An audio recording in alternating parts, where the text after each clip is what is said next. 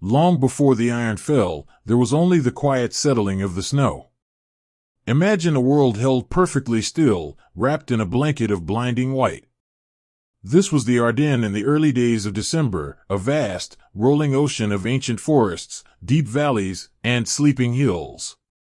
The cold here was not sharp or biting, but rather a heavy, quiet weight that seemed to press the noise out of the world. The towering pine trees stood like silent, frost-crowned sentinels, their dark green branches bowing under the burden of fresh snowfall. When the wind moved through the valleys, it did not roar. It whispered, carrying with it the crisp, clean scent of pine needles, frozen earth, and the distant, comforting promise of wood smoke.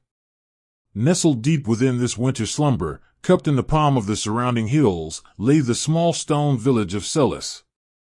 Before the roaring engines arrived, before history carved its name into these quiet roads, Celles was a place of simple, everyday rhythms. It was a world entirely oblivious to the steel tide gathering miles away in the dark. If you were to walk down its narrow, winding lanes on a December morning, you would not find the tension of a world at war. You would find only the gentle, persistent pulse of life enduring the winter. As the pale, silver sun crested the horizon, painting the frost in hues of soft pink and lavender, the village would begin to wake. The very first signs of life were always the chimneys. One by one, thin gray ribbons of smoke would rise into the still morning air, stretching upward like quiet prayers. Inside these thick stone walls, the hearth was the heart of the home. Families would gather around the cast-iron stoves in the early light, holding their hands out to the newborn flames, shivering the last of the night's chill from their shoulders. The morning rituals were slow and deliberate. There was the rhythmic clatter of a heavy iron kettle being placed over the fire, the soft scuff of woolen socks against wooden floorboards, the murmur of sleepy voices speaking in the comforting cadence of the local dialect. In the village bakery, the day began long before the sun. The air inside was thick and sweet, heavy with the scent of yeast, warm flour, and burning oak. The baker, an older man with hands worn smooth by decades of kneading, worked in the warm, golden glow of the ovens. He shaped the dough with a quiet reverence, his movements a dance he had performed 1,000 times before. In times of uncertainty, there is a profound comfort in the creation of bread. It is a promise of sustenance, a tactile reminder that life goes on, that the simple act of feeding one's neighbors is a kind of quiet heroism all its own. When he opened the heavy oven door, the rush of heat pushed back the winter drafts, bringing with it the deeply reassuring smell of baking crust. Outside, as the morning stretched on, the village slowly came alive. Women wrapped in thick, knitted shawls hurried between houses, their breath pluming in the freezing air like small clouds. They carried baskets of winter vegetables, potatoes, turnips, onions, pulled from root cellars that smelled of damp earth and deep thyme. They paused at doorsteps to exchange quiet greetings, their voices hushed by the dampening effect of the snow. They spoke of the cold, of the thickness of the frost on the windows, of the small, mundane details that tether a community together. There was a profound resilience in these women. They were the silent keepers of the hearth, maintaining a sense of normalcy, warmth, and order while the world beyond their valley fractured. Children, bundled in layers of wool until they could barely bend their arms, tumbled out of doorways and into the pristine snow. Their laughter was a bright, silver sound that cut through the muffled quiet of the valley. They chased each other around the ancient stone church, their small boots leaving frantic, joyful trails in the untouched powder. They threw snowballs that burst into sparkling dust against the stone walls, entirely unaware of the shadows lengthening across the continent. To them, the snow was not an obstacle, nor a freezing enemy.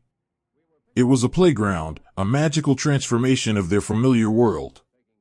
Their innocence was a fragile, beautiful thing, carefully protected by the adults who watched them from frosted windows, smiling tight, weary smiles. As the afternoon wore on, the weak winter sun would begin its early descent, casting long, stretching shadows across the valley floor. The light would turn a deep, melancholic blue, signaling the end of the short day. The villagers would begin to retreat inward, pulling their shutters tight against the gathering dark. Inside, oil lamps and candles were lit, casting warm, flickering pools of amber light across worn wooden tables and faded tapestries. It was in these quiet evening hours that the true weight of the era could be felt, not in loud declarations or dramatic fears, but in small, private moments. In a corner of a dimly lit room, a mother might sit in a worn rocking chair, a basket of mending in her lap. But her hands would be still, resting on a woolen sock that needed darning. Her gaze would be fixed on the dancing flames of the hearth, her mind miles away, walking alongside a son or a husband whose whereabouts were unknown. The war had taken their young men, pulling them away from the forests and fields they knew, sending them into the vast, frightening unknown. The village was left with the very young, the very old, and the women who carried the weight of the waiting. The waiting was its own kind of quiet battle. It was fought in the long, dark hours of the night, armed only with hope and memory. Letters were the most precious currency in Celis. A worn, folded piece of paper, smudged with dirt and delayed by months, was handled as if it were made of spun glass. By the light of a solitary candle, an old man might put on his wire-rimmed spectacles, slowly unfolding a letter from his grandson. The handwriting might be rushed, the words simple. I am well. It is cold here. I miss the smell of the pine trees. I hope you are keeping the fire warm. These letters rarely spoke of the reality of the front. They were filled with questions about the harvest, about the health of the neighbor's dog, about whether the roof had been patched before the snows came.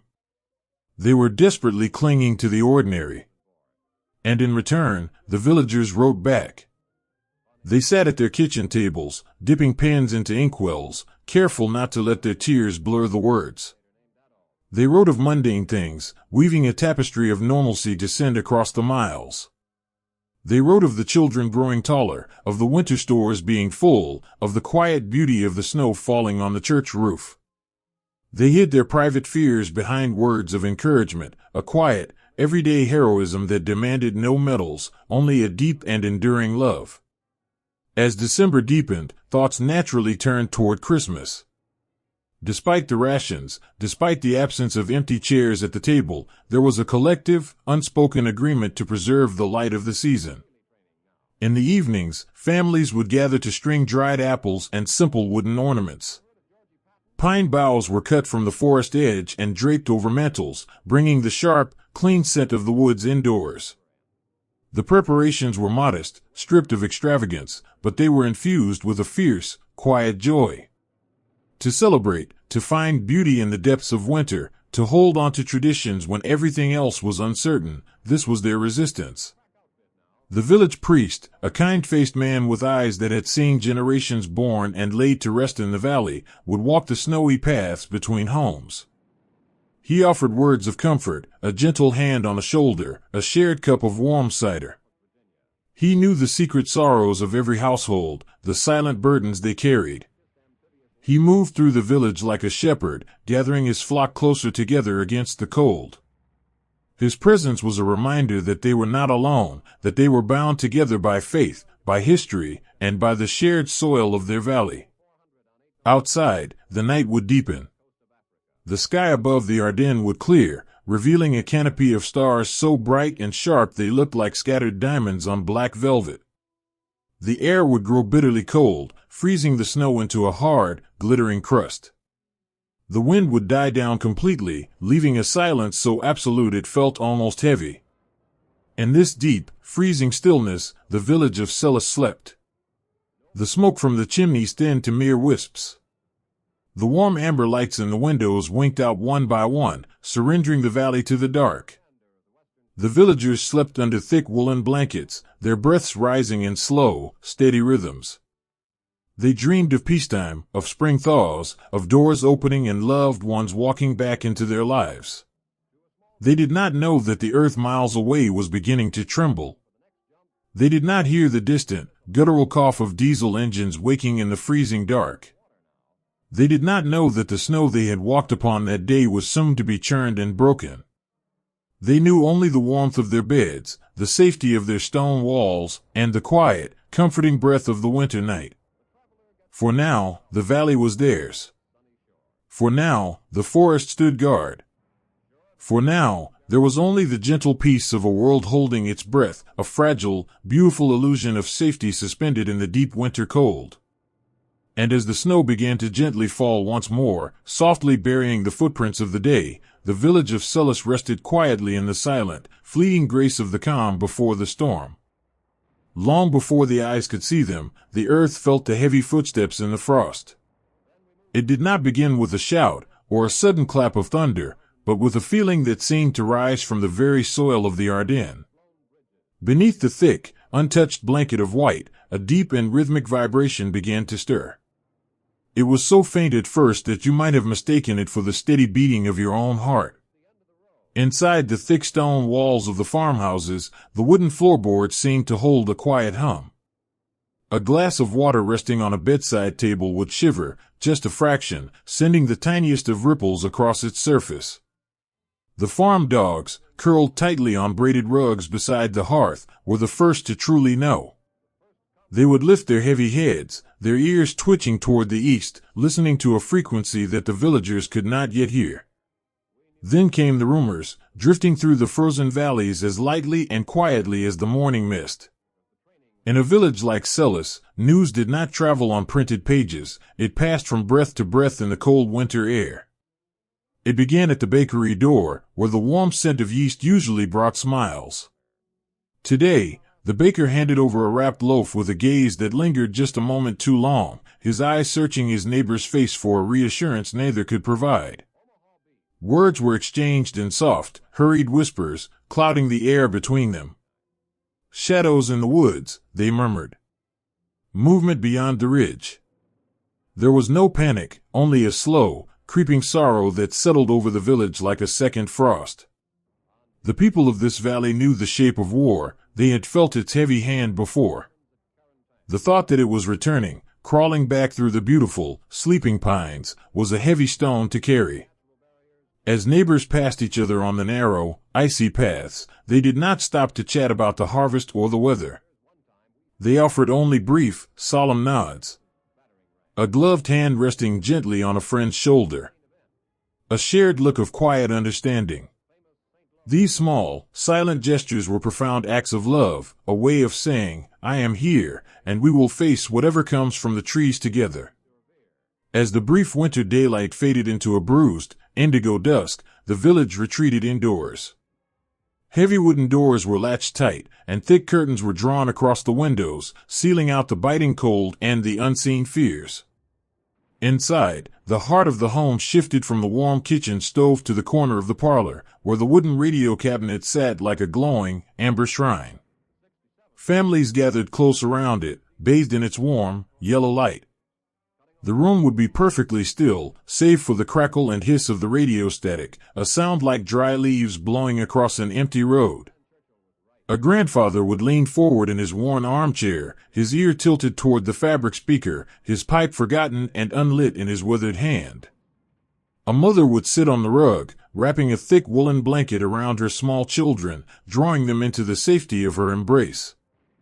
They listened to the static, waiting for a voice, waiting for a fragment of truth to cut through the uncertainty. Often, there was only the hollow hum of the airwaves, or a distant, fading broadcast in a language they could barely piece together. But in that shared silence, there was a beautiful, heartbreaking resilience. They were a family, an island of warmth and light in a sea of freezing dark. The mother would stroke her daughter's hair, an absent, rhythmic motion meant to soothe both the child and herself. The simple, everyday act of making a pot of chamomile tea became a defiant ritual of normalcy. The clinking of the porcelain cups, the pouring of the steaming water, these were the sounds of life insisting upon itself, a quiet rebellion against the encroaching tide of history. Yet, despite the warmth of the fire and the comfort of the tea, the outside world pressed heavily against the glass. The low, distant rumble had grown from a feeling in the floorboards to a low, continuous murmur in the night air. It sounded like a storm trapped behind the mountains, restless and groaning.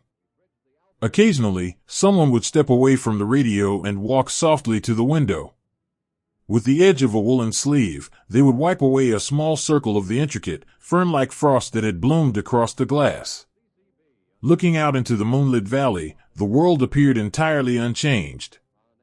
The snow was still impossibly pure, glowing with a soft, silver luminescence. The ancient pine trees still stood tall and proud under their heavy crowns of white.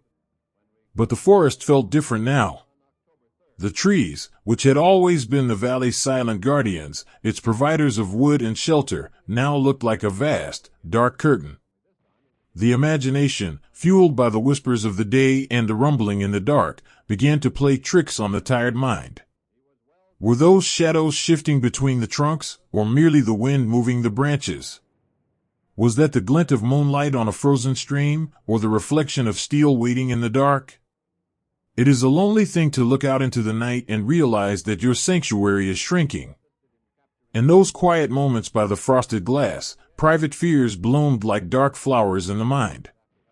A wife would think of her husband, miles away in a uniform, wondering if he was looking up at the same cold moon, wondering if he was safe. A father would look at the sleeping faces of his children, his heart aching with the fierce, helpless desire to build a wall between them and the world. In the dim light of the cellar, by the flicker of a single candle, an older woman sat with a worn wooden box in her lap. Inside were letters, some old, some new, all soft at the folds from being read 100 times. She did not read them tonight. She simply held the box against her chest, letting the memories they contained anchor her to the earth. She thought of the spring, of the way the valley looked when the snow melted and the wildflowers pushed their way through the dark soil. She focused her mind on the absolute certainty that the snow would eventually melt. This, too, was a kind of heroism. Not the heroism of loud charges or flashing medals, but the quiet, stubborn heroism of maintaining hope in a freezing room, of holding fast to the beauty of the world when the world was trying to forget it. As the hours stretched on, the night seemed to hold its breath. The radio was eventually switched off, the amber dial fading into the dark, leaving the room to the soft, shifting glow of the dying fire. No one truly slept. They lay in their beds beneath heavy quilts, staring up at the shadowed ceilings, listening to the wind and the low, persistent thrumming that rode upon it. Yet, within this anxious waiting, there were profound moments of grace. A husband reaching out in the dark to find his wife's hand, their fingers intertwining in a silent promise of endurance. A mother whispering a soft, lilting lullaby to a restless toddler, her voice a fragile, beautiful melody that rose above the distant, ominous rumbling. They wrapped themselves in the simple comforts of each other's presence, building fortresses out of blankets and whispered words of love. Outside, the temperature continued to plummet. The frost deepened its grip on the valley, turning the branches into brittle glass and the snow into a hard, protective shell. The footsteps in the distance were growing heavier, drawing closer to the sleeping village of Celis. The shadows were indeed moving through the trees. But inside the stone houses, a different kind of strength was gathering. It was the quiet, unbreakable strength of the human spirit, settling in to endure the winter. They did not know what the dawn would bring, or whose faces would emerge from the fog. They only knew that they would face it together, holding tightly to the warmth of the hearth, to the memories of the sun, and to the enduring, beautiful pulse of life that beats quietly, steadily, even in the very heart of the storm. There is a particular, heavy silence that falls over a room when a home realizes it is about to be left behind.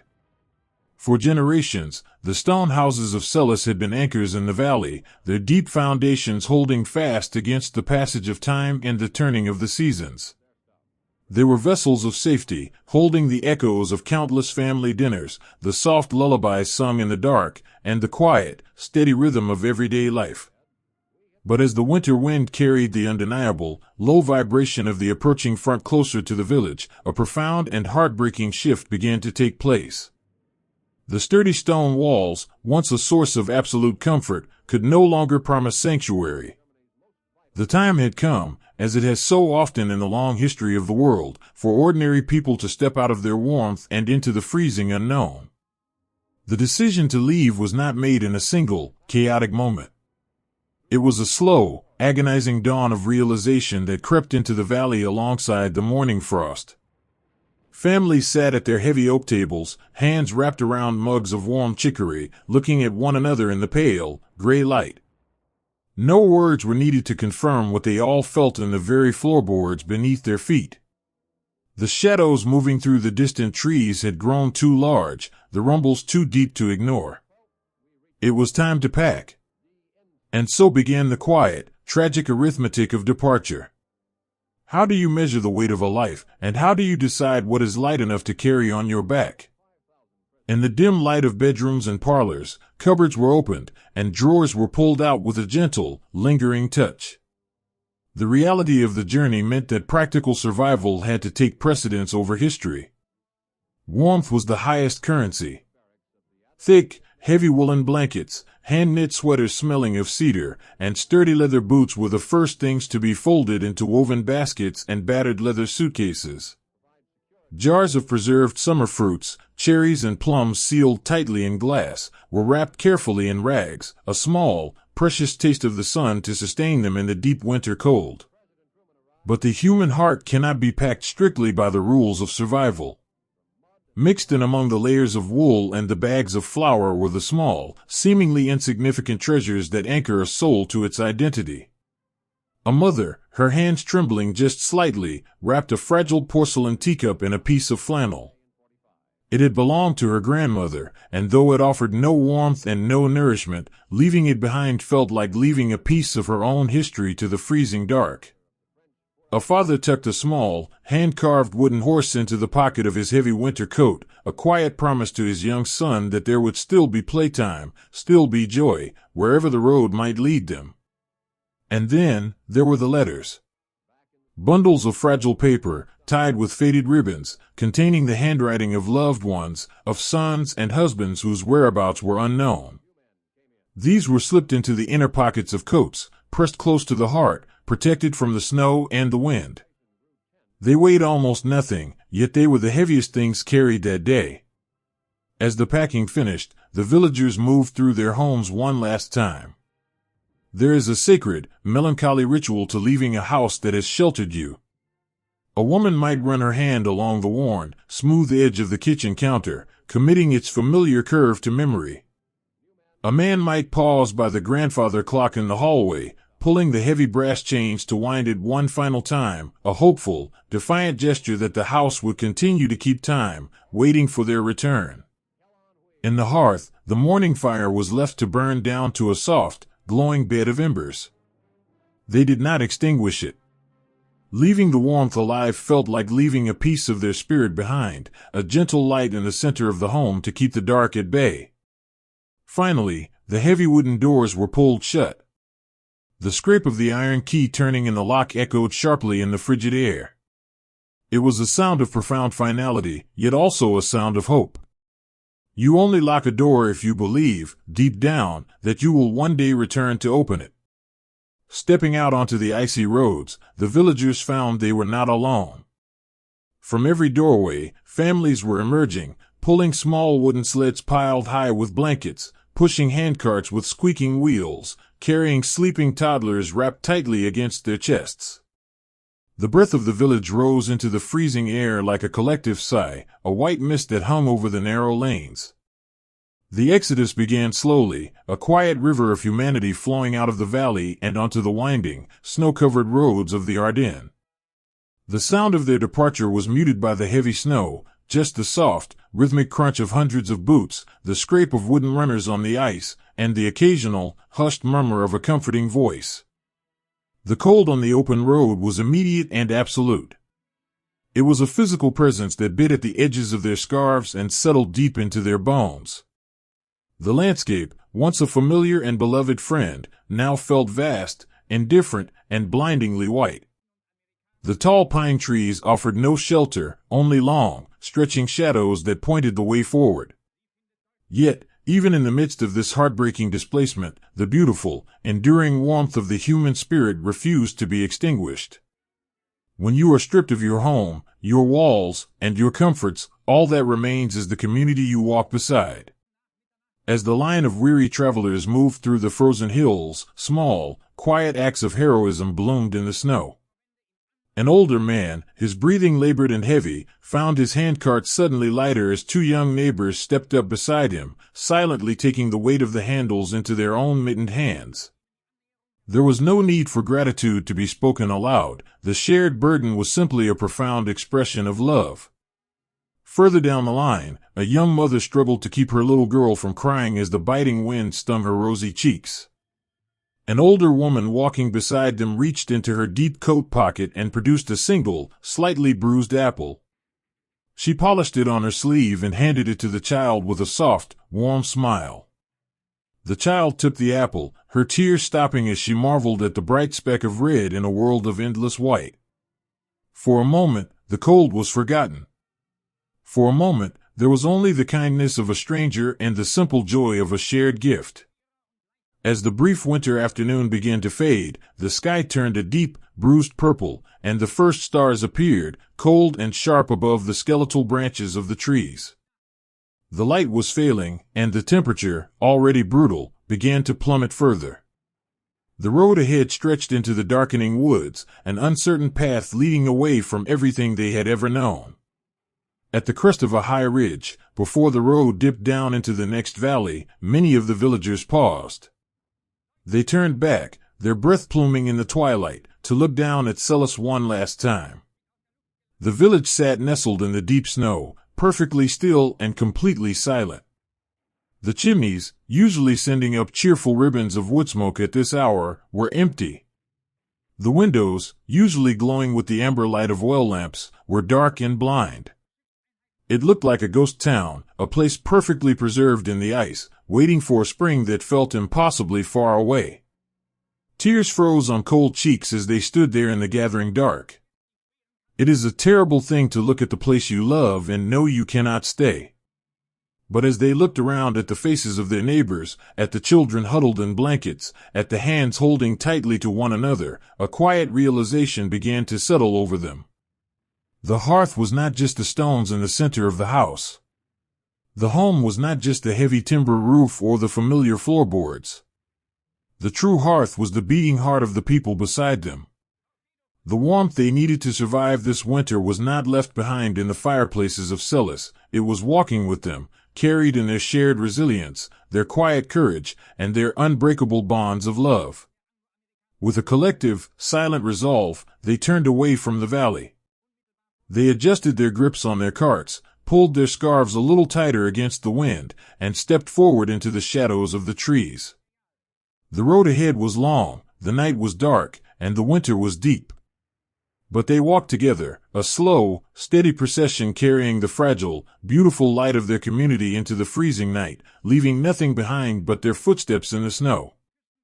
When the world is erased by a sea of white, even the bravest heart must learn to navigate by memory alone. It did not arrive with the howling of a wind or the dramatic darkening of the sky. Instead, the fog crept into the valleys of the Ardennes with the softness of a held breath. It rose from the freezing streams, spilled over the ridges, and poured down through the ancient pines like slow, heavy cream. Within hours, the sprawling, jagged landscape was entirely swallowed. The horizon, once a sharp dividing line between the snow-covered earth and the pale winter sky, simply ceased to exist. Everything became a pale, luminous, and blinding white. It was a beautiful, terrible magic. The fog was so thick, so dense with freezing moisture, that it seemed to possess a weight of its own. It wrapped itself around the trunks of the trees, turning them into faint, ghostly pillars. It settled over the abandoned farmhouses, erasing their sharp rooflines. And it descended upon the men wandering through this vast, unmapped wilderness, isolating them in a profound and suffocating silence. To walk through this fog was to step off the edge of the known world. For the young men sent into these woods, boys who had grown up under wide, open skies and familiar stars, this blinding white was a new kind of wilderness. They were far from home, wrapped in heavy, damp wool, carrying the heavy tools of a conflict that the weather had suddenly decided to pause. Imagine, for a moment, being one of these young men. You are walking in a line, but you can only see the back of the soldier immediately in front of you. He is nothing more than a dark, shifting silhouette against a curtain of alabaster. If he steps a few paces too far ahead, he vanishes completely. The world shrinks to a circle of perhaps 10 feet. Beyond that, there is only the mist, swirling and shifting in slow, mesmerizing patterns. The air is bitterly cold, but it is also wet. The freezing moisture clings to everything. It gathers on the woolen fibers of heavy collars, turning them stiff and heavy with rime ice. It coats the dark metal of the rifles, making them burn to the touch. It settles on eyelashes and eyebrows, freezing into tiny, delicate crystals that flutter with every blink. Every breath drawn in is like swallowing a lumpful of shaved ice. Every breath exhaled blooms into a thick white cloud that simply joins the surrounding fog, lingering in the air long after the man who breathed it has walked away. In this suspended, silent world, the grand sweeping movements of history meant absolutely nothing. There were no maps that could help you when you could not see the trees to your left or the ridge to your right. The compass needle might point north, but north was just another wall of white. The silence of the fog was absolute, yet strangely deceptive. The heavy mist acted as a thick blanket, absorbing the sounds of the engines and the crunch of boots on the snow. A man could be standing 50 yards away, and you would never hear his footsteps. Yet, a single, sharp sound, the snapping of a frozen twig, the metallic click of a canteen against a belt, would carry strangely, bouncing off the dense air, making it impossible to tell where the noise came from. It turned the forest into a hall of mirrors for the ears, leaving the young men constantly turning their heads, listening to ghosts. The private fears that bloomed in this isolation were quiet, intimate things. They were not fears of grand battles, but the deep, primal fear of simply being lost. It is a terrifying thing to lose your bearings on the earth, to feel untethered from the ground. Many of these soldiers were little more than boys, barely out of school. As they trudged blindly through the deep drifts, their minds began to wander away from the freezing forest, seeking warmth in the only place left to them, their memories. Behind the frostbitten faces and the heavy steel helmets, they were retreating inward. A young man from a sun-baked farm an ocean away might close his eyes as he walked, trying desperately to remember the smell of hot dust and the sound of cicadas in the high grass. He would picture his mother's kitchen, the exact shade of yellow on the walls, the way the sunlight slanted through the window in the late afternoon. He would mentally write the letters he could not send, shaping the words in his mind to keep himself company. "Dear Mama," he might whisper to himself, his lips barely moving, "you wouldn't believe the weather here. It is like living inside a cloud. I cannot see my own boots.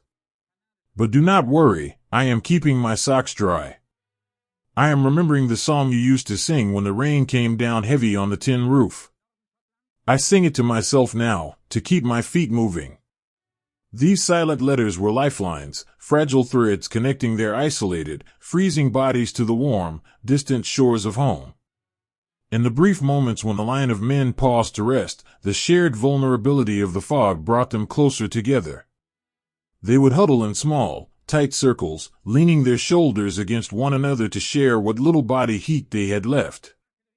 A gloved hand would reach out, offering a half-frozen piece of chocolate or a shared sip from a metal canteen. No words were exchanged, the cold made speaking too costly, stealing the precious warm air from their lungs. But in the gentle press of a shoulder, in the passing of a ration, there was a quiet, profound heroism. It was the simple, beautiful promise, "I see you. You are not alone in the dark." And out there, hidden in the very same fog, were the great iron machines of the opposing forces.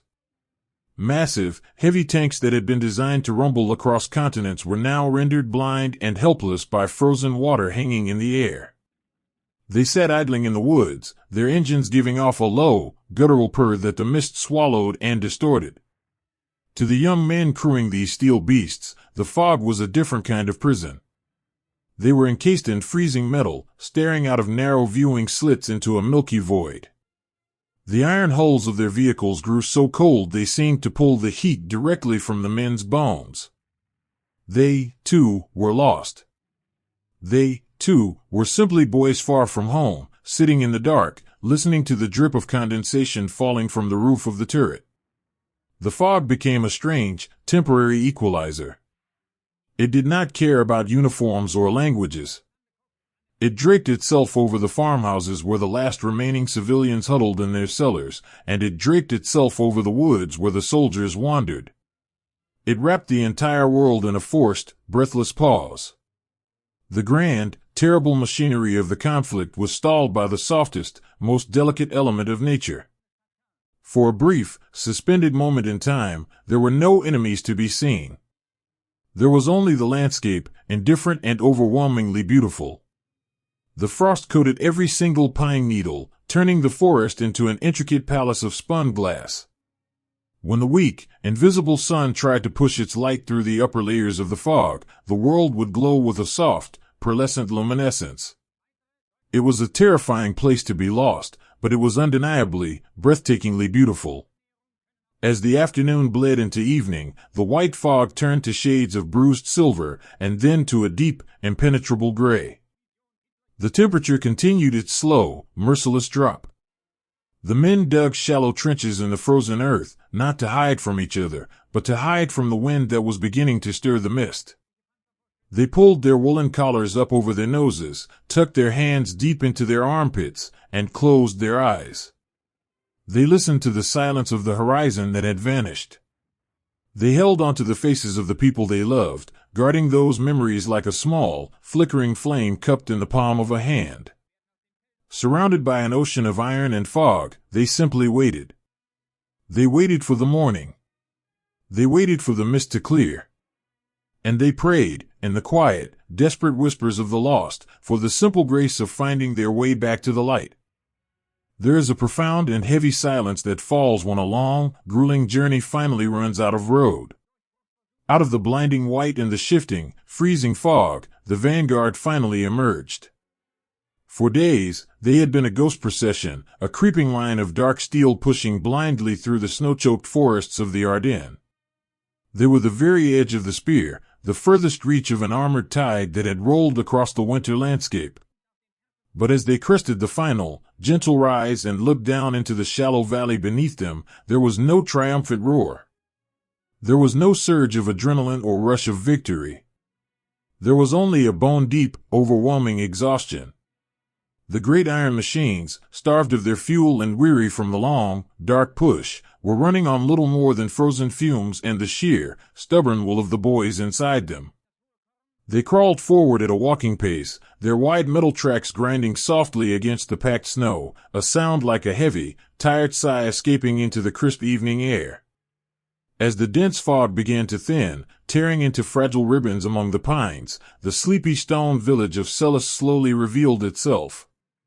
It sat perfectly still at the crossroads, nestled in the palm of the valley, looking less like a destination of war and more like a delicate illustration from a forgotten children's book. To the young men looking out through the narrow, frosted viewing slits of their vehicles, the sight of the village was entirely surreal. After days of nothing but blinding white, jagged branches, and the terrifying, disorienting mist, here was a world of perfect, undisturbed geometry. There were steep slate roofs burdened with thick cushions of untouched snow. There were solid stone walls that promised sanctuary from the biting wind. There was the slender, graceful spire of the village church, pointing quietly up toward the first pale stars of the evening. It looked exactly like peace.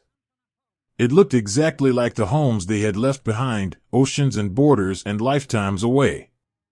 Inside the leading vehicle, the air was bitterly cold, smelling of burnt oil, damp wool, and the metallic tang of fear.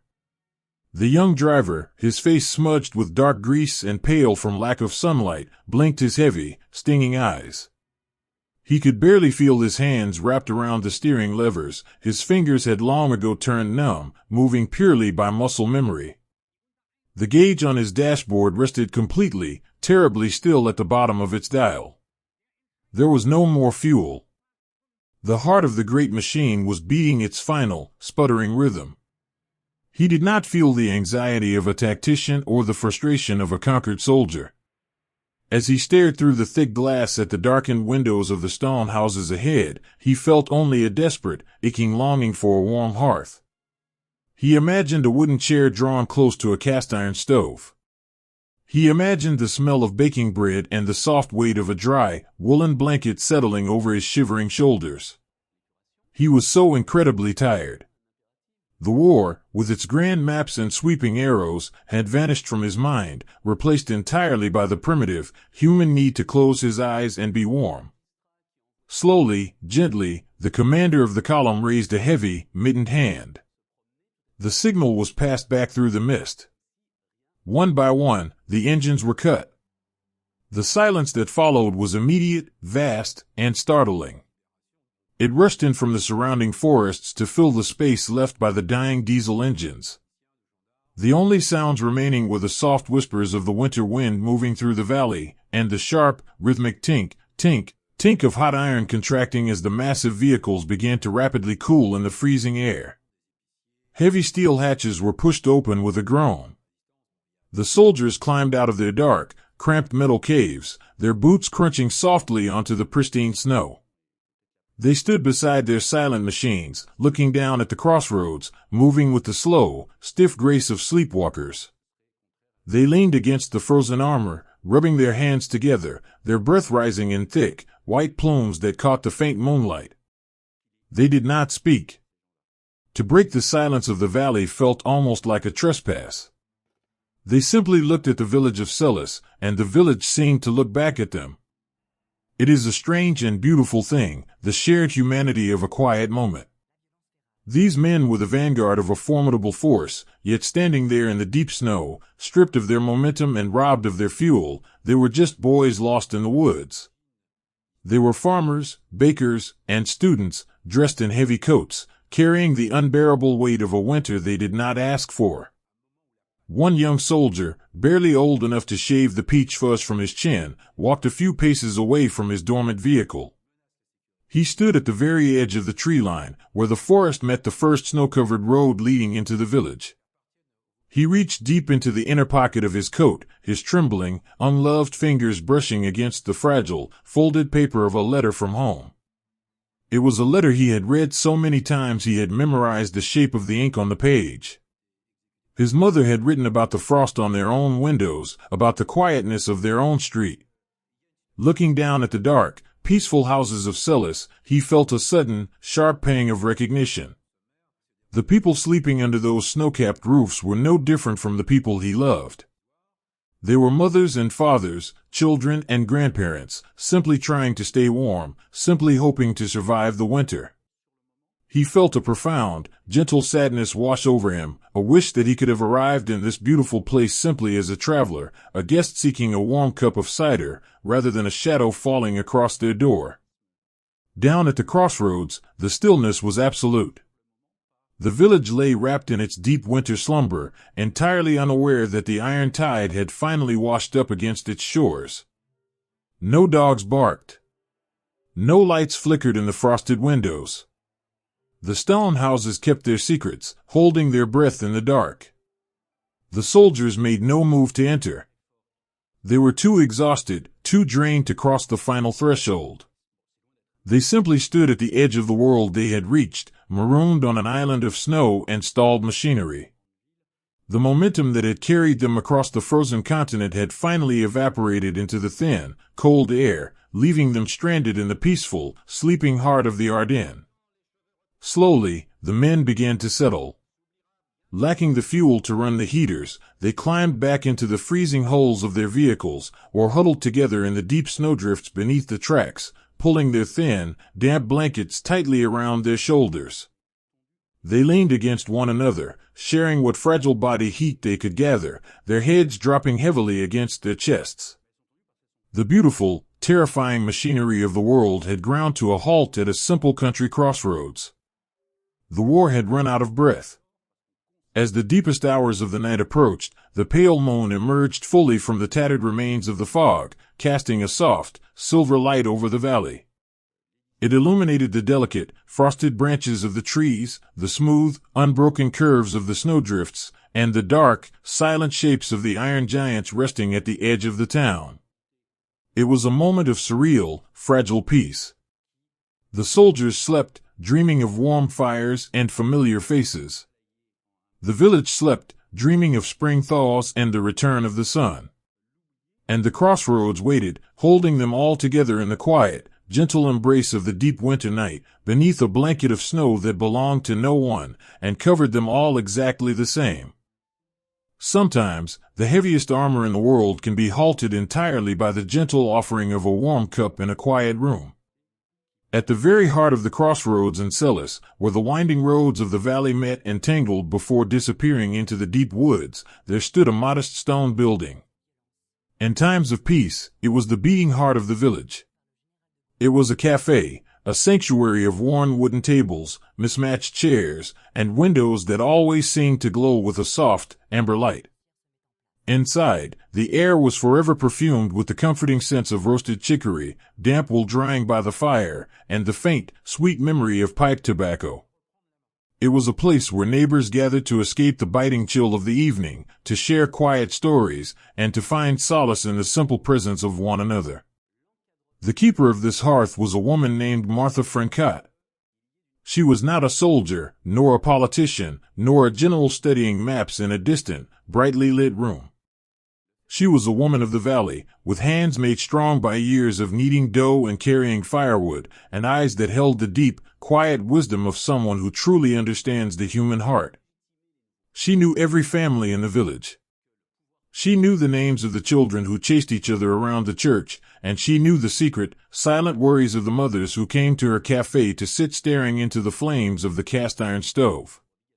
On the night the vanguard of the iron tide finally washed up against the edges of Celis, the village had retreated into a breathless silence.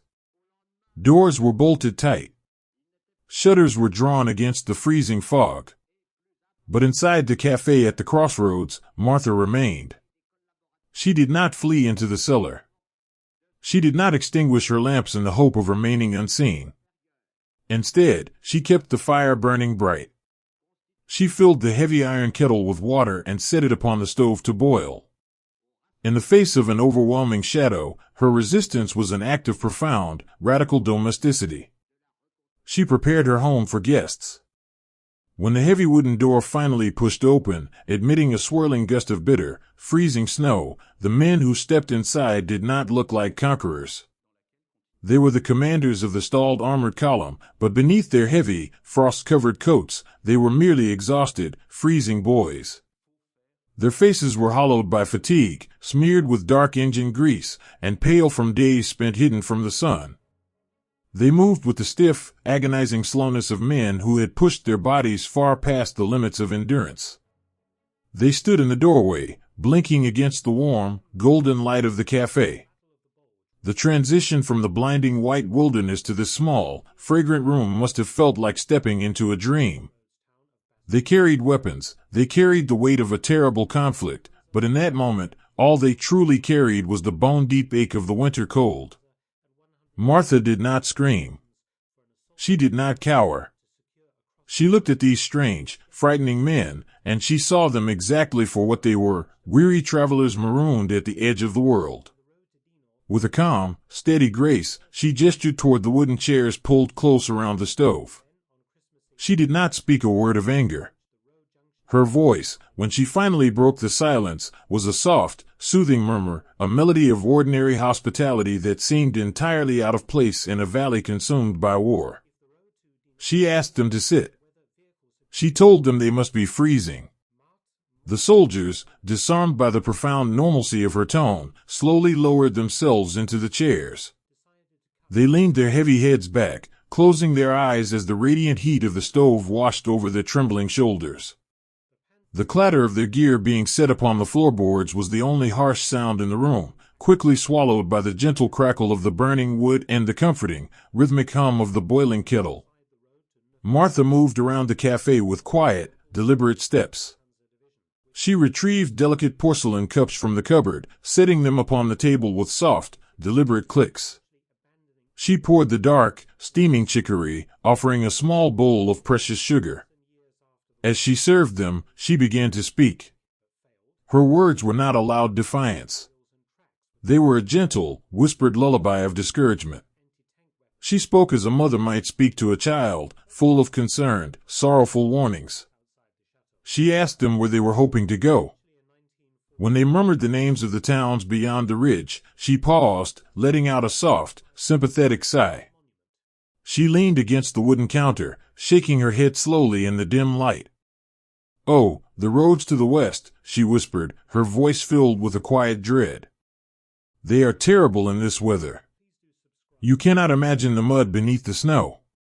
It is deep enough to swallow a tractor whole. The bridges. I heard just yesterday that the bridges have all been dropped into the freezing rivers." The soldiers, their hands wrapped tightly around the warm porcelain cups, listened.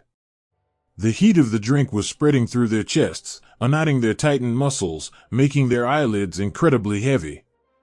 Martha continued her gentle weaving, spinning a tapestry of invisible dangers. She spoke of the surrounding forests, of how the thick pines were swarming with Allied soldiers, waiting silently in the fog. She painted a picture of a landscape completely fortified, armed, and impassable. She told them that the fields they intended to cross were heavily sown with explosives beneath the pristine white snow, just waiting for the pressure of a metal track. She wove these fictions so beautifully, so seamlessly into the truth of the bitter cold and the blinding fog, that it was impossible to tell where reality ended and her protective imagination began. She did not sound like an enemy trying to deceive them. She sounded like a kind, worried local woman, trying to save them from a terrible, freezing fate. For a commander pushing an armored column, momentum is everything. But momentum requires energy, and energy requires hope. Sitting in the warm glow of the cafe, with the smell of wood smoke in their clothes and the hot, sweet taste of coffee on their tongues, the last fragile threads of their momentum began to dissolve. They looked out the frosted windows into the pitch-black night. The wind was howling over the slate roofs, a lonely, terrifying sound. The thought of walking back out into that freezing void, of climbing into the dark, metal bellies of their dormant machines to face the mined fields and the waiting armies Martha had described, was suddenly too much to bear. The warmth of the fire was a powerful, intoxicating drug. The comfort of the chair was a heavy anchor. Why push forward into certain destruction in the dark, when they could simply wait for the dawn? Why freeze on the road when this small pocket of warmth existed right here at the crossroads? Slowly, the commander gave the order, murmured so softly it barely disturbed the quiet of the room. They would halt. They would stay in Celis for the night. They would wait for daylight, for the fog to lift, for the fuel that would never arrive. Martha nodded gently, a small, sad smile touching the corners of her lips. She gathered the empty cups, taking them back to the wooden counter to wash them in a basin of warm water. The soldiers slumped in their chairs, their breathing slowing to the deep, steady rhythm of sleep. In the span of a single hour, with nothing more than a pot of boiling water, a few porcelain cups, and the quiet, clever strength of her words, a simple cafe owner had stalled a machine of war. She had built an invisible wall across the valley, constructed entirely of whispered warnings and domestic warmth. She did not fire a weapon. She did not raise her voice. She simply understood that the men who wore the uniforms were, beneath the heavy wool and the steel helmets, vulnerable to the same things as anyone else. They were vulnerable to the cold. They were vulnerable to exhaustion. And above all, they were vulnerable to the irresistible, deeply human pull of a warm hearth and a gentle voice telling them it was safe to finally rest. As the night deepened, the cafe remained a tiny, glowing beacon of peace in the center of the frozen Ardennes. The Iron Giant sat silent and useless in the snow outside. Inside, the soldiers slept heavily by the fading fire. And Martha Francotte sat quietly behind her counter, a shawl pulled tightly around her shoulders, watching the embers glow red in the dark. She had saved her village for one more night, holding back the tide with the quietest, most beautiful heroism of all. There is a specific, heavy silence that falls over a forest just before the world changes. In the deep, freezing woods surrounding the quiet village of Celis, this silence was not empty. It was filled with the soft, almost imperceptible sound of breathing. Hidden among the ancient, towering pines, beneath the thick, draped canopy of snow-laden branches, lay the Allied defenders. They were a perimeter of human shadows, pressed gently into the frozen earth, waiting in the beautiful, terrible dark.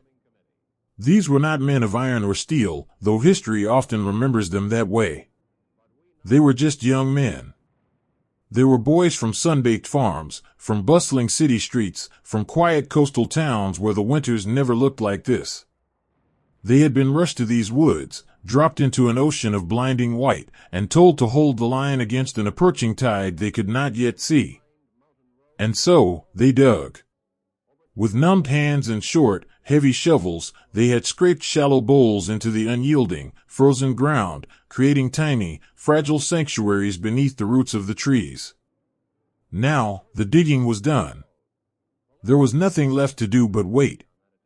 To wait in the deep winter cold is a profound physical and emotional journey. The forest, bathed in the pale, silver light of a crescent moon, was breathtakingly beautiful. The snow glittered like scattered diamond dust. Every pine needle was encased in a delicate sheath of clear ice. But the cold was an absolute, terrifying presence. It was a slow, heavy weight that pressed against their woolen coats, seeking the gaps in their scarves, biting at the tips of their fingers and toes. In these shallow holes in the earth, the men huddled together in pairs. Two bodies pressed shoulder to shoulder, pooling their fragile warmth in a desperate bid to keep the shivering at bay. There is an incredible, quiet intimacy born in these moments. A young man from the warm valleys of California, who had never seen snow fall before this winter, found himself pressed tightly against a boy from the windy plains of the Midwest. They did not speak of tactics or orders. They did not speak of the grand shape of the war. They simply shared a single, scratchy army blanket, pulling it over their heavy helmets to create a tiny tent of captured breath. To offer a corner of your blanket, to shift your weight so your friend can tuck his freezing hands into the folds of your coat, these are not the actions of war. They are the purest, most beautiful acts of love and everyday heroism. They were a silent promise whispered in the dark, I am here. I will not let you freeze alone. And then, from miles away, carried on the gentle currents of the winter wind, came the sound.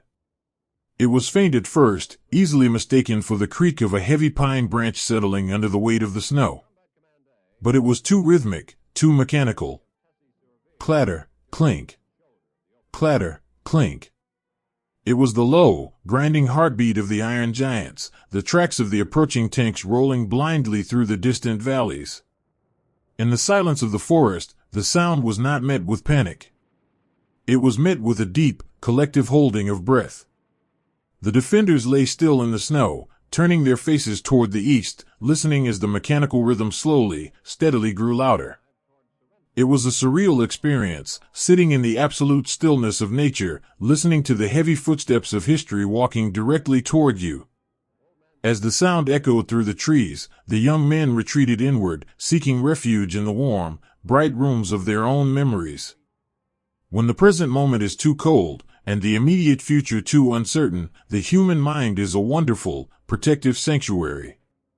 In a foxhole near the edge of a snow-covered clearing, a soldier slowly removed his right glove with his teeth. His hand was stiff, the skin pale and tight from the frost. With agonizing slowness, he reached into the breast pocket of his heavy coat, his numb fingers fumbling against the stiff fabric, until he retrieved a small, bent square of paper. It was a photograph. It was too dark beneath the trees to see the image, and he could not strike a match without giving away his position. But he did not need to see it. He knew every grain of the paper, every shade of gray. He closed his eyes and gently ran his thumb over the surface. He felt the phantom smile of the girl standing on a wooden porch. He smelled the phantom scent of the lilac bushes that bloomed in her yard. He held that piece of paper as if it were a glowing coal, drawing a deep, emotional warmth from it that the winter could not touch. In his mind, in the quiet, safe space behind his eyes, he began to write to her. My darling, he whispered in his thoughts, his breathing slow and measured, you would not believe the quiet of these woods. It is so still, it feels as though the whole world is sleeping. I am looking up at the moon through the branches, and I know it is the exact same moon shining down on the porch where we used to sit. The snow here is beautiful, but I am so very tired of the cold. I think only of summer. I think only of the sun on your hair, and the way the screen door used to slam in the wind. Keep the fire burning for me. I am coming home. These silent, unwritten letters filled the forest. They were carried in the minds of hundreds of boys, a chorus of longing and quiet resilience rising invisibly through the frosted pines. They held on to these memories because these memories were the very things they were waiting in the cold to protect. A few yards away, the crunch of a boot on the snow broke the trance. A sergeant, an older man whose eyes held the weary kindness of a father, was crawling slowly along the perimeter. He moved like a shadow, low to the ground, checking on his flock. He did not carry extra ammunition or new orders. He carried a small, battered metal tin. He slid quietly to the edge of a foxhole, leaning over two shivering young men. Without a word, he popped the lid off the tin. Inside were a few pieces of hard, sugary candy, saved for weeks in the depths of his pack. He handed one to each boy. The exchange was totally silent, accompanied only by a gentle pat on a woolen shoulder. As the young men placed the candy on their tongues, the sudden, sharp burst of sweetness was almost overwhelming. In a world defined entirely by bitter cold, damp wool, and the metallic taste of fear, this small drop of sugar was a miracle. It tasted like Sunday afternoons.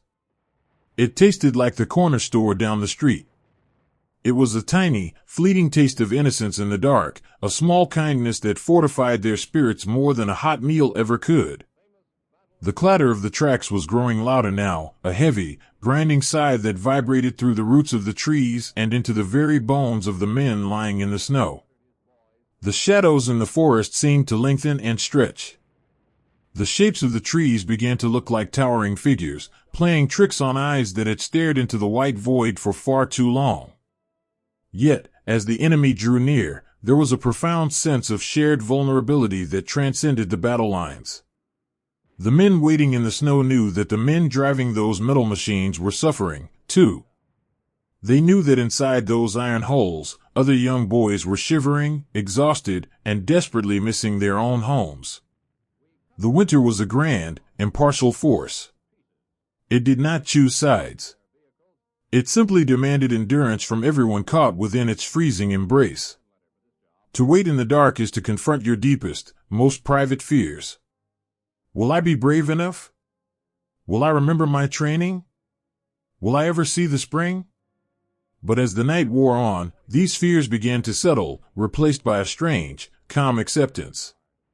They were here, at the crossroads of the world, anchored to the earth by the boys on their left and the boys on their right. They listened to the wind whispering through the pine needles. They watched the slow, graceful dance of new snowflakes beginning to drift down from the silver sky, adding another soft layer to the sleeping world. They felt the steady rhythm of their own hearts, a quiet, stubborn drumming against the silence of the snow. They did not know what the morning would bring. They only knew that for tonight, they would hold the line. They would share their blankets, they would guard their fragile hopes, and they would watch the shadows shifting in the snow.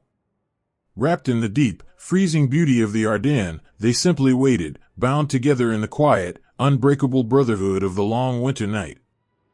There is a cold so deep it stops being a temperature, and becomes a heavy, quiet presence pressing against the soul.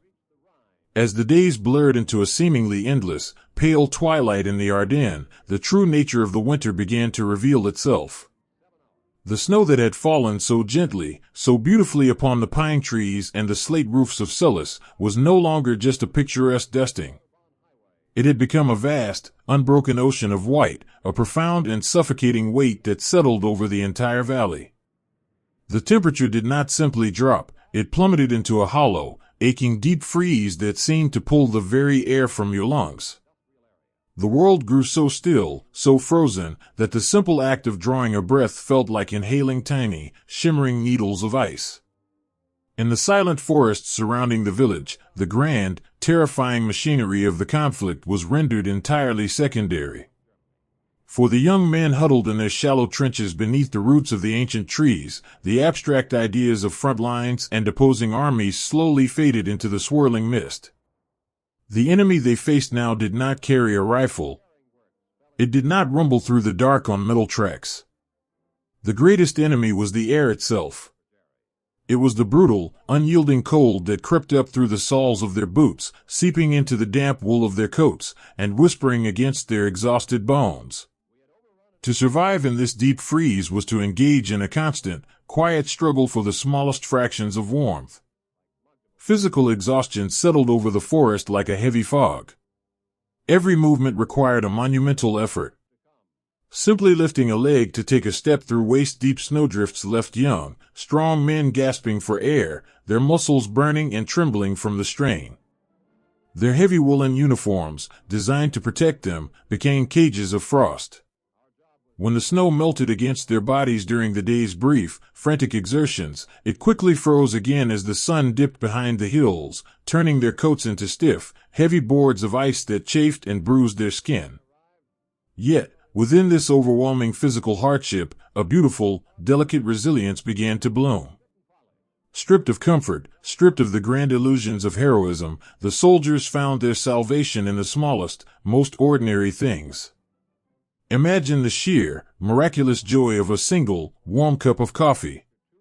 Lying in a hole carved out of the frozen earth, two young men might spend an hour coaxing a tiny, smokeless flame to life at the bottom of a ration tin. They would cup their hands around the feeble fire, shielding it from the biting wind with their own bodies, treating that small orange glow as if it were the most precious jewel in the world. They would pack a blackened metal canteen cup with pristine snow, watching with held breath as it slowly, agonizingly melted into water. When the dark, bitter powder was finally stirred in, and the liquid began to steam, the scent alone was enough to bring tears to their eyes. It smelled like home. It smelled like safety.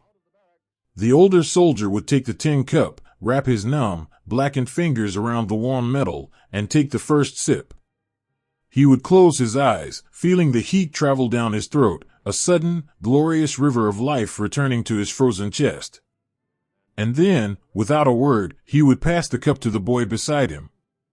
That passing of the cup was a profound sacrament of the forest. It was an unspoken promise that they would endure this together.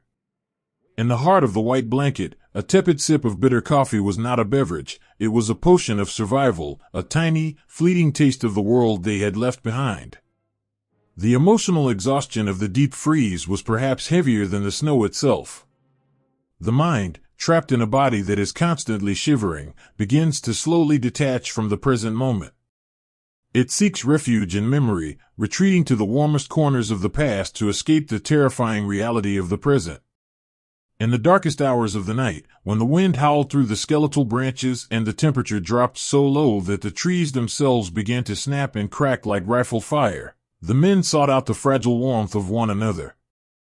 In foxholes meant for one, two men would press themselves tightly together, back to back or shoulder to shoulder. They would take their thin, olive-drab-issued blankets, flimsy fabrics that offered little defense against the Arctic chill, and layer them over their intertwined bodies. They shared their body heat, their trembling, and their quiet, whispered fears.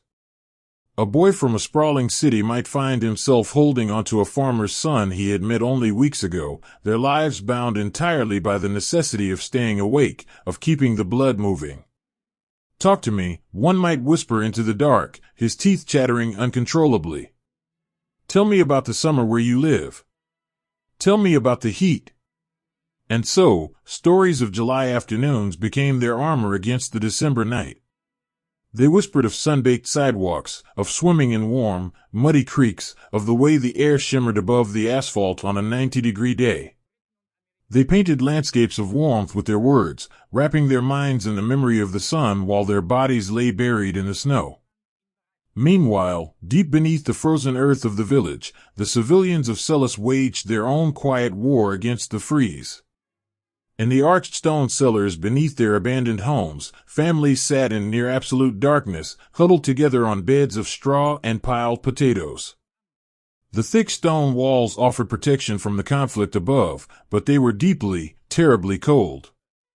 They absorbed the chill of the earth, radiating a damp, heavy frost that settled on everything. Mothers sat with their children wrapped in every piece of clothing they had managed to carry. They held small, freezing hands between their own palms, rubbing them vigorously, blowing warm breath onto little fingers to keep the frostbite at bay. The emotional toll of trying to keep a child warm, when you yourself are shaking uncontrollably, is a quiet, devastating kind of heartbreak. Yet, they did not despair. A grandmother would softly hum a familiar village lullaby, her voice a fragile, trembling thread of melody in the dark. It was a sound of immense comfort, a reminder that the bonds of family could not be frozen, could not be buried by the snow.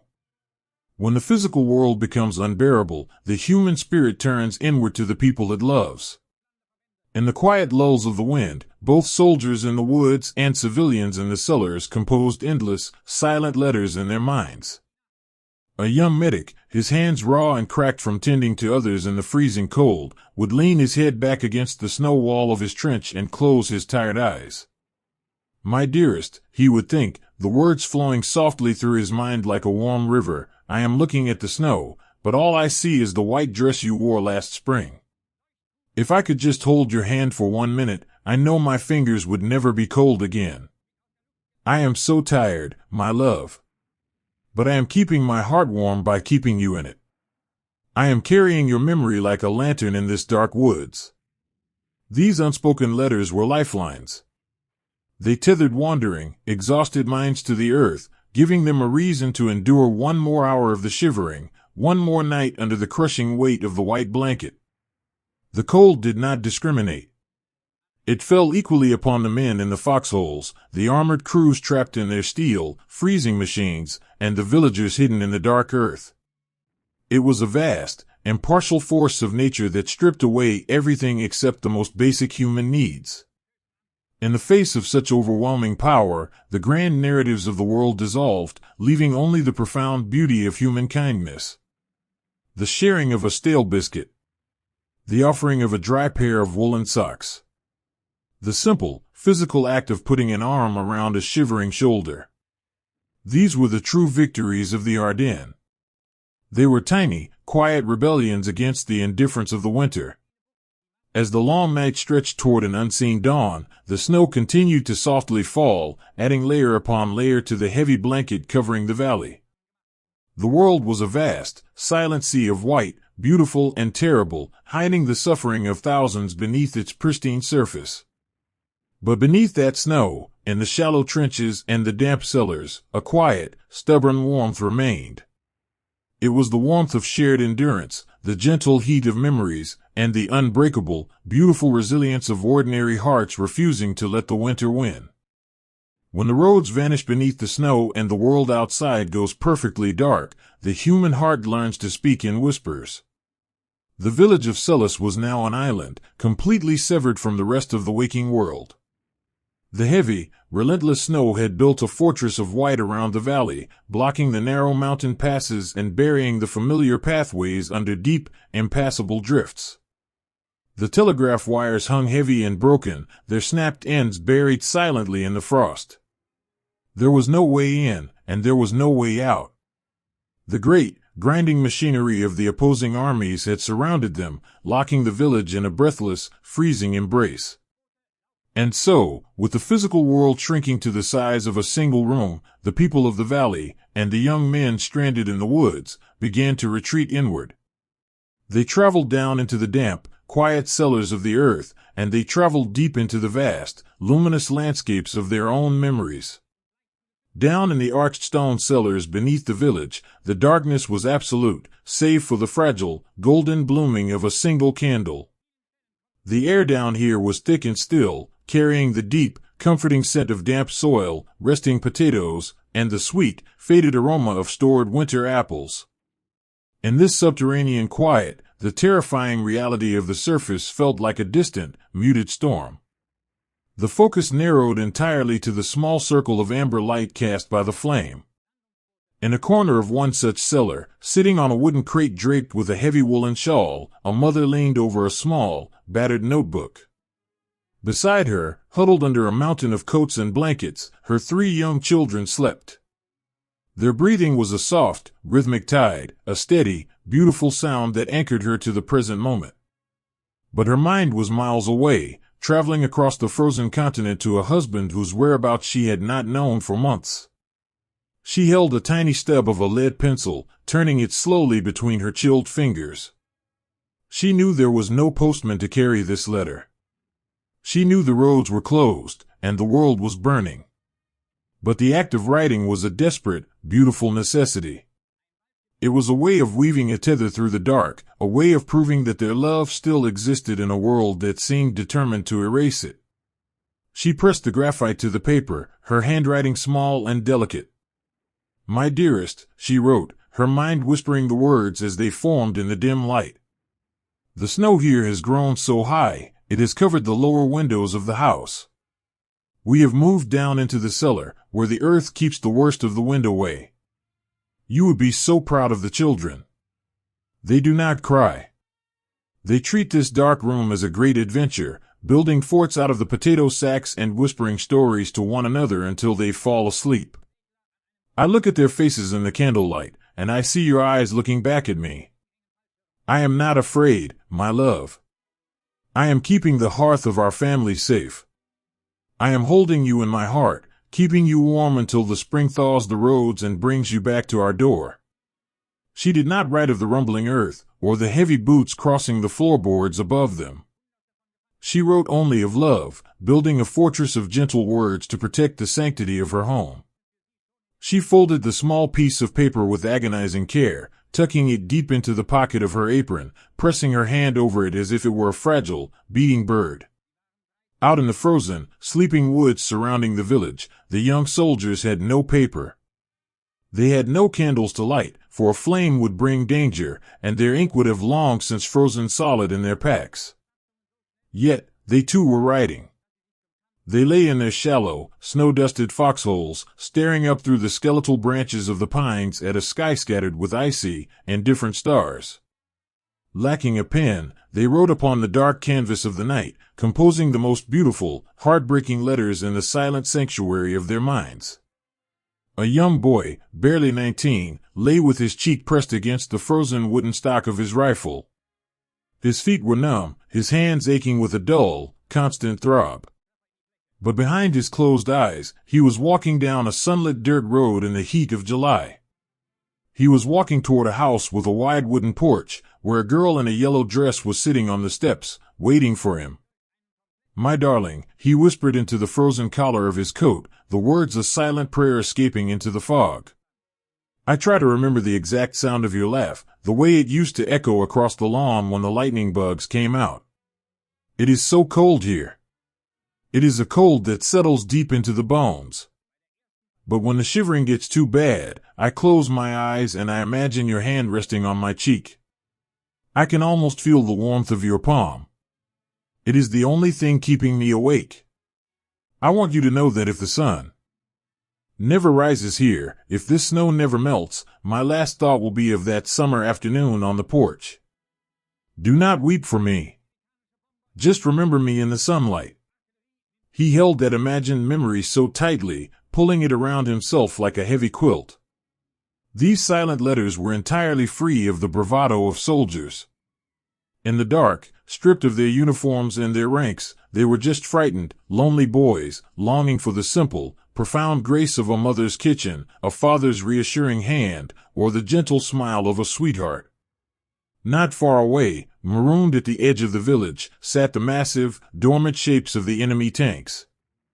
Their engines had long since died, starved of fuel, leaving them as nothing more than freezing iron tombs sinking slowly into the snowdrifts. Inside the dark, cramped hull of one of these machines, another boy sat wrapped in the darkness. The air inside the tank was even colder than the air in the forest, the thick steel drawing the heat directly out of his trembling body. He had found a torn, crumpled ration wrapper in the bottom of his pack, and by the faint, silver moonlight filtering through the narrow viewing slit, he was writing a letter to his mother. He used a thick piece of mechanic's chalk, his hand shaking so violently that the letters were jagged and uneven. He knew with absolute, quiet certainty that this piece of paper would never leave the valley. It would remain here in the dark, a silent witness to his final winter. "Mother," he wrote, tracing the words with agonizing slowness. "The engine has stopped. We are sitting at the edge of a small, beautiful village. It looks so much like our own town, with smoke rising from the chimneys before the snow came. I do not want to be here anymore. I am so tired of the noise, and now I am so tired of the silence. I have forgotten what we are supposed to be looking for in these woods. I only want to smell the bread baking in your oven. I only want to sit by our fireplace and listen to you sing. Please forgive me for not coming home. Please know that I thought of you, and that the snow here is very peaceful." He folded the crumpled paper and tucked it carefully inside his tunic, resting it against his chest. He leaned his head back against the freezing iron wall, closed his eyes, and allowed the heavy, narcotic pull of exhaustion to finally wash over him, carrying him away from the Ardennes and back to the warm, sunlit kitchen of his childhood. These unseen, unspoken letters floated through the valley of Celis like a gentle, invisible snowfall. They crossed the invisible lines drawn in the snow, weaving a vast, heartbreaking tapestry of shared humanity. The mother in the cellar, the boy in the forest, the young man in the iron machine, they were all speaking the exact same language in the dark. They were speaking the language of longing, of profound vulnerability, and of the enduring, unbreakable need to be loved. In another cellar, an old man sat alone. His children were grown and gone, scattered by the winds of the era. He sat in a worn wooden rocking chair he had carried down the stone steps himself. He did not write with a pencil, nor did he write in his mind to the living. He simply spoke aloud, his voice a gravelly, soothing whisper that resonated beautifully in the small stone room. He was speaking to his late wife, tracing the familiar lines of her face in the dancing shadows cast by his solitary candle.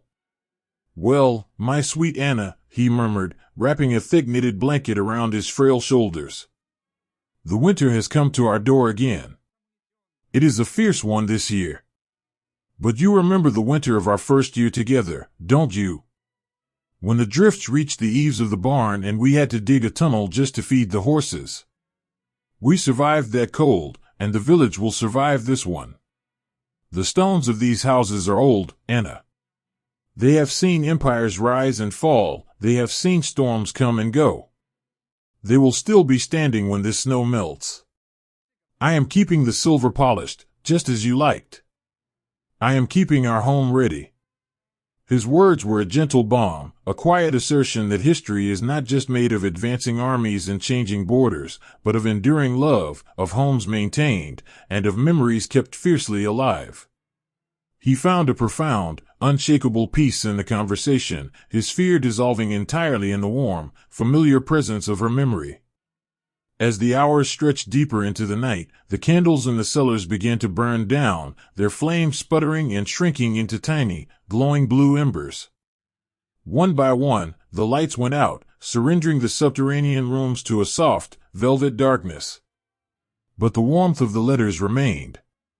It lingered in the air, a protective aura woven from the deepest, truest parts of the human spirit. The words of love, the quiet farewells, the desperate, beautiful hopes for tomorrow, they settled over the sleeping village and the frozen woods, a blanket far heavier and far more enduring than the snow outside. In this suspended, silent night, the people of Celis and the boys in the forest were not soldiers, or civilians, or enemies.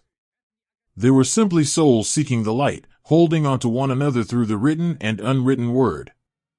They drifted into sleep, carried by the gentle, whispered lullabies of their own hearts, finding absolute, beautiful peace in the quiet sanctuary of the dark. Even the heaviest iron must eventually surrender to the quiet, gentle weight of the snow. Imagine, if you will, a small, sleeping hamlet nestled in the deep, rolling folds of the Ardennes, a place called Foy-Notre-Dame. It is a village so quiet, so perfectly still, that it seems to exist outside of time itself. At the center stands a beautiful old church, its slender spire pointing gracefully toward a sky swept clean of clouds, a sky scattered with a million brilliant, icy stars. The snow here lies undisturbed, a vast, luminous ocean of white that smooths over the rough edges of the world, wrapping the earth in a thick, glittering blanket. It is a landscape of profound, breathtaking peace.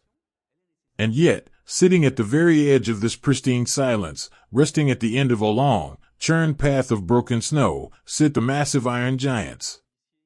They are the great war machines of the advancing army, vehicles designed to rumble across continents and shake the very foundations of the earth.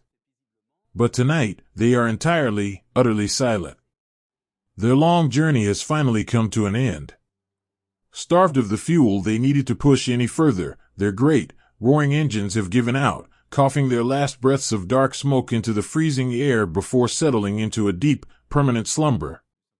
From the outside, they look like phantoms, surreal shadows painted against the pale canvas of the snow. The winter wind, indifferent to the wars of men, has already begun its gentle work of claiming them. Soft, drifting flakes gather on the long, dark barrels.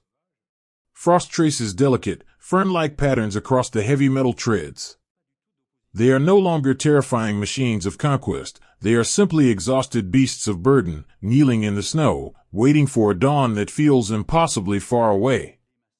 But it is inside these steel boxes that the true, quiet story of the night unfolds. Step inside the hull of one of these resting giants. The transition from the vast, open winter to this tiny, cramped space is sudden and overwhelming.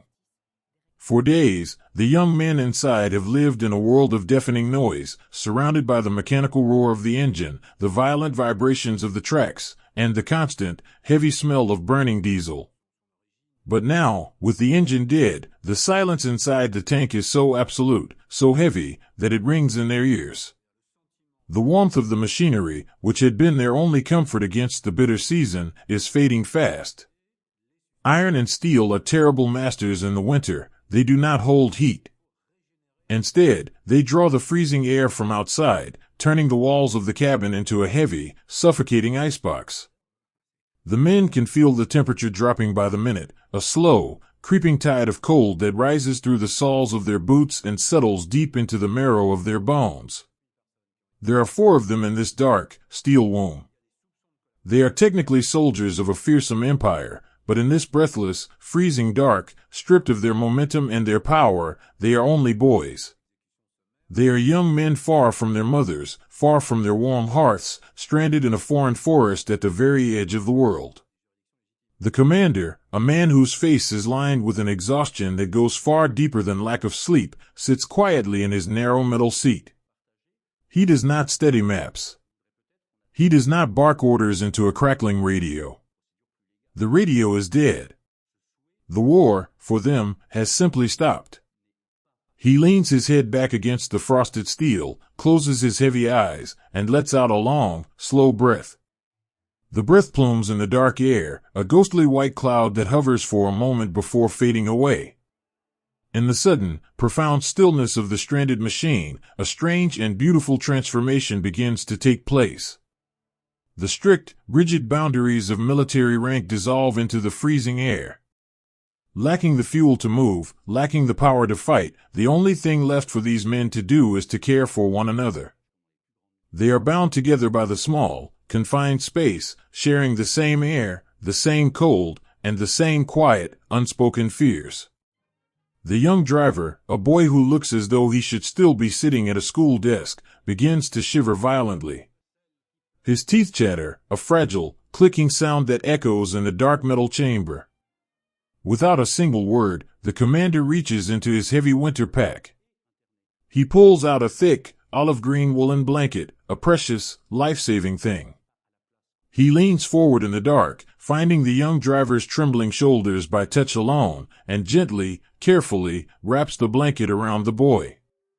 He tucks the edges in, smoothing the coarse wool with the tenderness that belongs to a father tucking his child into bed. It is a small gesture, a tiny spark of warmth in a universe of freezing iron, but it is an act of pure, radiant humanity. It is a quiet promise made in the shadows, I am here. We are together. I will not let you face the dark alone. The driver pulls the blanket tight beneath his chin, his shivering slowly beginning to ease. As the physical trembling subsides, his mind begins to drift, untethering itself from the frozen reality of the tank. In the sensory deprivation of the dark, the mind seeks out the brightest, warmest corners of memory to find refuge. He closes his eyes, and he is no longer in the Ardennes. He is walking down the cobblestone street of his home village on a late summer afternoon. He can feel the golden heat of the sun baking his shoulders.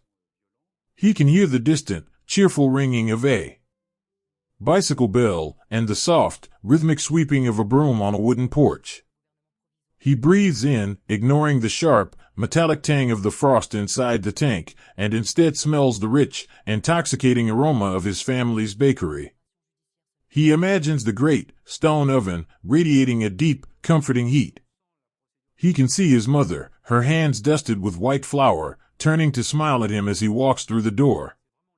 In the sanctuary of his mind, he begins to write her a letter. My dearest mother, he whispers in his thoughts, his breathing growing slow and even. You would not believe how quiet the world has become. The great machine has finally gone to sleep, and we are sitting at the edge of a village that looks so much like our own. I am safe, mother. The roaring has stopped. I am sitting in the dark, but my heart is entirely filled with the light of your kitchen. I can taste the sweet bread you make on Sunday mornings. I can feel the warmth of the hearth fire. Please, do not worry for me tonight. The snow is falling outside, covering everything, making the world soft and clean. I am resting now. I am simply resting. Across the tiny, cramped space, the gunner leans his forehead against the cold glass of the narrow viewing periscope. It is his only window to the outside world, a tiny slit of glass framed by thick, impenetrable armor. Through the frosted lens, he looks out at the village of Notre Dame. He can see the elegant spire of the church reaching up toward the stars. He watches as the moonlight catches the snow on the slate roofs, turning the village into a landscape of pale, glowing silver. It looks so impossibly peaceful. He knows that inside those stone houses, ordinary families are huddled together in their cellars, or perhaps sleeping under heavy quilts, waiting for the winter to pass. A profound, aching longing washes over him. He does not want to conquer that village. He does not want to drive his heavy metal tracks through their quiet streets. He only wants to walk up to one of those heavy wooden doors, knock softly, and ask if he might sit by their fire for just a little while. He imagines taking off his heavy, grease-stained coat. He imagines being offered a warm cup of cider and sitting in a rocking chair, listening to the soft murmur of a family speaking in a language he does not need to understand. He traces the outline of the church through the thick glass with a numb fingertip. He is a phantom, a ghost trapped in a steel box, looking in at a world of warmth and life from which he is entirely exiled. Yet, there is no anger in his heart. There is only a deep, quiet melancholy, a gentle sorrow that the world is so beautiful, and he is so very cold.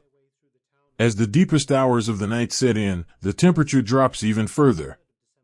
The moisture from their breath begins to freeze on the inside of the tank's hull, coating the steel walls in a delicate, shimmering layer of white rime ice. The tank is slowly becoming a part of the winter, a natural formation of frost and shadow. The men draw closer together in the dark. The commander reaches into his pocket and retrieves a small, dented metal tin. He pries the lid off with his thumb. Inside are 4 small, hard fruit candies, saved for weeks in the bottom of his pack, a remnant of a summer long gone. He passes the tin around in the dark. Each man takes one, placing the candy on their tongue. For a brief, suspended moment, the interior of the freezing war machine tastes like strawberries and bright, sunlit orchards. It is a tiny, miraculous burst of sweetness in a world of bitter cold. They sit in the silence, savoring the sugar, letting the taste transport them away from the iron walls. It is a shared communion, a quiet celebration of memory and endurance. They know, deep down, that salvation is impossible. They know the fuel trucks will not find them in this blinding snow. They know the army they belong to has stalled, and that the morning will bring uncertainty, and perhaps capture. But strangely, this realization does not bring terror. It brings a profound, sweeping relief. The terrible burden of the advance has been lifted from their shoulders. The weight of the war has been buried beneath the heavy, white blanket of the Ardennes. They are no longer expected to be invincible. They are no longer expected to push forward. The machine is broken, and in its breaking, it has granted them the permission to simply stop. The wind begins to pick up outside, a low, melodic whistling that sweeps across the open fields and brushes against the hull of the tank. It sounds like a gentle, hushing lullaby, a mother soothing a restless child. Hush now, the wind seems to whisper. The journey is over. Sleep. One by one, the exhausted crew members surrender to the heavy, narcotic pull of the cold. The shivering stops, replaced by a strange, numbing warmth that spreads from their hearts to their fingertips. Their breathing slows, sinking together into a single, rhythmic tide that rises and falls in the tiny, frosted chamber. The young driver dreams of the flour dusting the wooden table. The gunner dreams of sitting in the back pew of the beautiful stone church, listening to a choir sing a hymn of peace. The commander dreams of his own children, running through a field of tall, green grass. Outside, the snow continues its quiet, persistent fall. It gathers thicker on the barrels, fills in the spaces between the metal tracks, and slowly, gently covers the narrow viewing slits, sealing the men inside their private, dreaming world. The phantom tanks of Fort Notre Dame sit completely silent beneath the stars, transformed into white, sleeping hills upon the landscape. They belong to the winter now. And the boys inside, wrapped in the gentle embrace of their memories, drift softly into the long, quiet slumber of the deep winter night, finding an impossible, beautiful peace in the very heart of the storm. There is a profound and heavy hour of the night when the world forgets the sun ever existed.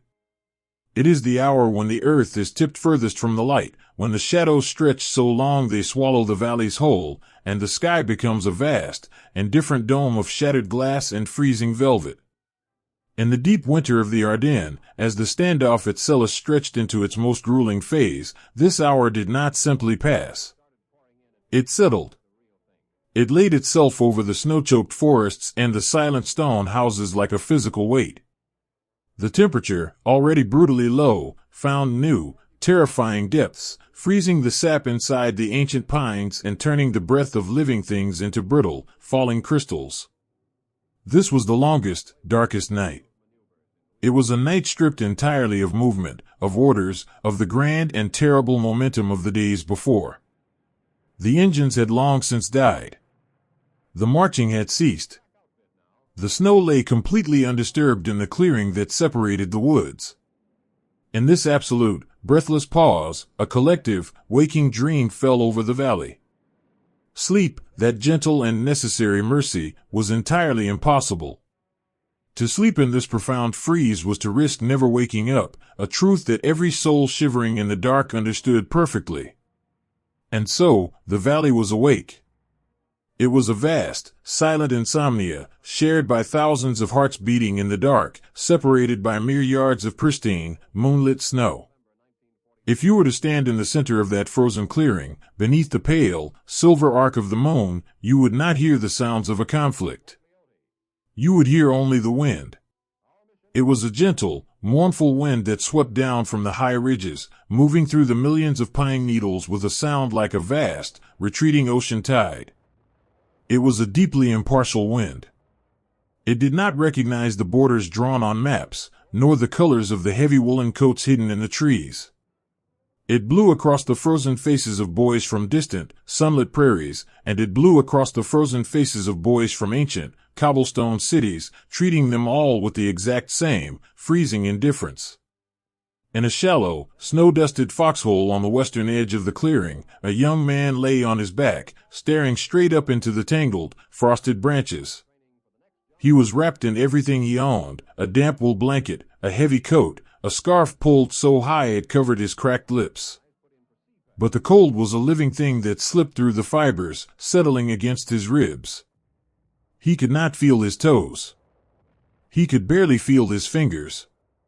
But beneath the heavy layers of wool, pressed tightly against his chest, he could feel the rhythmic, mechanical heartbeat of a silver pocket watch. He had not wound it in 2 days, yet it kept ticking, a tiny, stubborn pulse of time in a world that felt completely frozen. He listened to the tick, tick, tick, and in the agonizing quiet of the night, the sound became a lifeline. He closed his eyes, and the ticking transported him away from the Ardennes.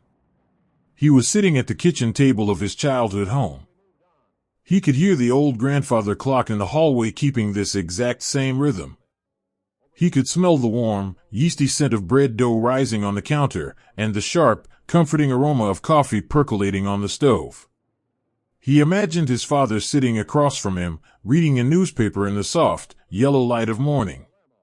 In the sanctuary of his mind, he wrote a letter into the dark.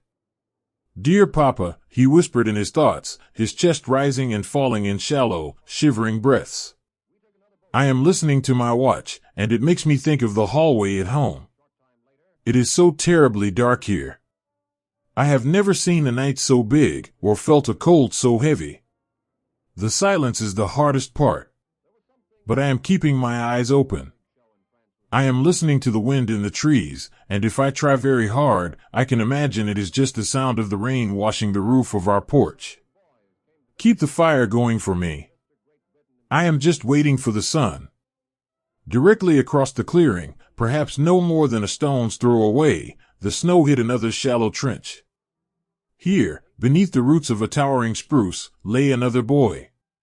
He wore a different uniform, he spoke a different language, but he was staring up at the exact same patch of starry sky, shivering with the exact same uncontrollable tremors.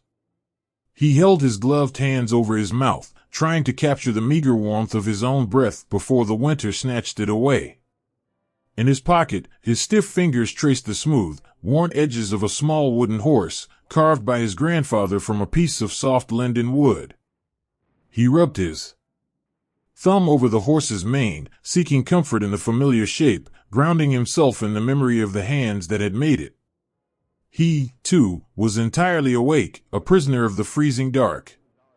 He listened to the wind whistling through the branches above him, and he knew, with a quiet, profound certainty, that the enemy in the woods across the snow was listening to the exact same sound. It is a surreal and deeply humbling realization. To be so close to the people you are meant to fear, and to realize that in this moment they are suffering exactly as you are. The boy with the wooden horse did not feel anger toward the shadows across the clearing.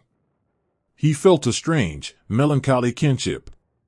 They were all just boys, trapped together in the belly of the winter, abandoned by the grand plans of generals and left to face the indifferent cruelty of the deep freeze. "Mother," he thought, sending his silent words out into the frosty air, hoping they might somehow drift across the continent to find her. "The night is so long. I am looking at the moon, and it is perfectly white, like a plate of ice. I know the boys across the field are looking at it, too. I can hear the trees shifting. I wonder if they are as afraid of the dark as I am. I do not want to fight them tonight. I only want to share a fire. I only want to see the morning. Please, pray for the morning to come quickly." This was the shared secret of the standoff. In the deepest hours of the night, the lines dividing the world vanished, leaving only a vast, interconnected web of shivering humanity. If a dry branch snapped under the weight of the snow on one side of the clearing, 100 boys on both sides held their breath. If a sudden gust of wind sent a shower of ice crystals cascading through the canopy, they all closed their eyes and braced against the chill. They were breathing the same frozen air, enduring the same physical torment, and harboring the exact same desperate hope. Far beneath the snow, hidden deep within the arched stone cellars of Celis, the civilians of the village kept the same sleepless vigil. The darkness down in the earth was absolute, thicker and heavier than the darkness of the forest. The last candles had long since burned out, leaving the families in a pitch-black void, guided only by the sound of each other's breathing and the gentle, reassuring touch of a hand in the dark. An old woman sat wrapped in 3 layers of heavy, moth-eaten quilts, her frail back resting against the cold, damp stone of the cellar wall. She held a string of wooden rosary beads, passing them slowly between her thin, arthritic fingers. She did not sleep. She had lived in this valley her entire life. She knew the moods of the winter, and she knew that a night this cold could take the life from a young body as surely as any weapon. She prayed, her lips moving in a soundless, continuous whisper. But her prayers were not grand pleas for the turning of history. They were the gentle, specific prayers of a mother. She prayed for the boys sitting in her woods. She did not care which direction they had come from, or what flags they carried. In the absolute dark of the cellar, she saw them all simply as children, children who had been pulled from their warm beds and cast out into the freezing wilderness. Lord, she whispered into the pitch-black room, her thumb resting on a smooth wooden bead. Keep the frost from their fingers. Blanket them with a warmth they cannot explain. They are so young, and the woods are so dark. Watch over the boy who is crying for his mother, and watch over the boy who is trying to be brave. Let the stars be a comfort to them. And please, please, bring the dawn. This silent prayer for the dawn was the invisible heartbeat of the valley. It rose from the foxholes in the west, it rose from the trenches in the east, and it rose from the cellars buried deep in the earth. It was a collective, unspoken pleading, a single wish uniting thousands of isolated, lonely souls. Let the night end. But time in the deep freeze moves with agonizing slowness. The minutes stretched into hours, each one a grueling test of endurance. Minds began to wander, blurring the line between wakefulness and the terrifying edge of sleep. The shadows cast by the starlight seemed to stretch and shift, turning the familiar trunks of the pine trees into strange, towering figures. The exhaustion was so profound it became a physical ache behind the eyes, a heavy, sinking feeling in the chest. To combat the creeping lethargy, the men in the woods engaged in tiny, quiet rituals of survival. A soldier would slowly, painfully uncurl his fingers, one by one, and then curl them into a fist again, focusing all his remaining energy on the simple act of movement. Another would softly hum a single, sustained note from a childhood lullaby, feeling the vibration in his throat, a tiny, internal fire keeping his spirit awake. They nudged the boys sleeping beside them, shaking their shoulders with gentle, desperate insistence. Wake up. Keep your eyes open. Tell me the name of your street again. Tell me the color of your front door. They held on to these mundane details as if they were life preservers in a freezing ocean. The color of a front door, the smell of a particular bakery, the name of a childhood dog, these fragments of a peaceful world were the only things strong enough to push back the crushing weight of the longest night. As the hours wore on, the sky above the Ardennes remained an uncompromising, bruised indigo. But even the longest night must eventually weary. Even the deepest freeze must eventually yield to the turning of the earth. Long before the sun broke the horizon, the air began to change. It was a subtle shift, a slight easing of the wind, a barely perceptible softening of the absolute blackness in the eastern sky. The stars, which had burned like hard, cruel diamonds all night long, began to slowly lose their sharp edges, fading into the gathering gray. In the foxholes, frozen, exhausted eyes turned eastward. No one spoke. The silence of the forest was unbroken. But a collective, fragile breath was drawn. The boys with the pocket watches, the boys with the wooden horses, the grandmothers in the dark cellars, they all felt the turn. The ordeal of the dark was ending. They had survived the stillness. They had carried each other through the freezing void with whispered memories and shared blankets. The dawn had not yet arrived, but its promise was finally touching the edges of the sky. And in that quiet, graying moment before the light broke, the valley of Celis rested in a state of profound, exhausted grace, bound together forever by the shared endurance of the longest, darkest night. There is a strange and bittersweet magic in the moment the sky finally decides to open its eyes. For days that felt like entire lifetimes, the valley of Celis and the sprawling, ancient forests of the Ardennes had been buried alive inside a cloud. The thick, freezing fog had been a heavy, suffocating blanket of gray that erased the horizon, muted the world, and locked every living soul in a tiny, shivering room of blinding white. It was a weather that pressed down upon the chest, turning the simple act of hoping into a grueling chore. But as the deepest, darkest night finally surrendered to the dawn, and the calendar turned quietly to a day meant for peace, the atmosphere began to shift. It happened with the agonizing slowness of a deep, drawn-out breath. The impenetrable wall of gray began to thin, transforming first into a luminous, pearlescent mist. The wind, which had howled so fiercely through the pines, softened into a gentle, sweeping breeze, acting as a great, invisible hand brushing the clouds away. Slowly, delicately, the fog began to tear into fragile, drifting ribbons.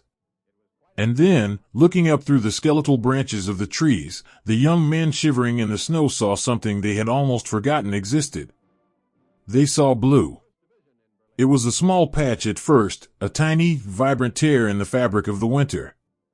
But as the morning progressed, the silver parting of the clouds widened, pulling back the heavy curtains of the storm to reveal an endless, breathtaking azure sky.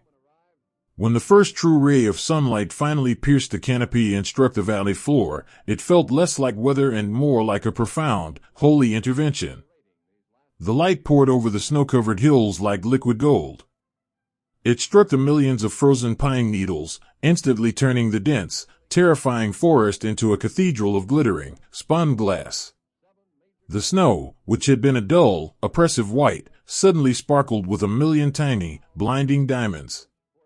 The world was awake, and it was devastatingly beautiful.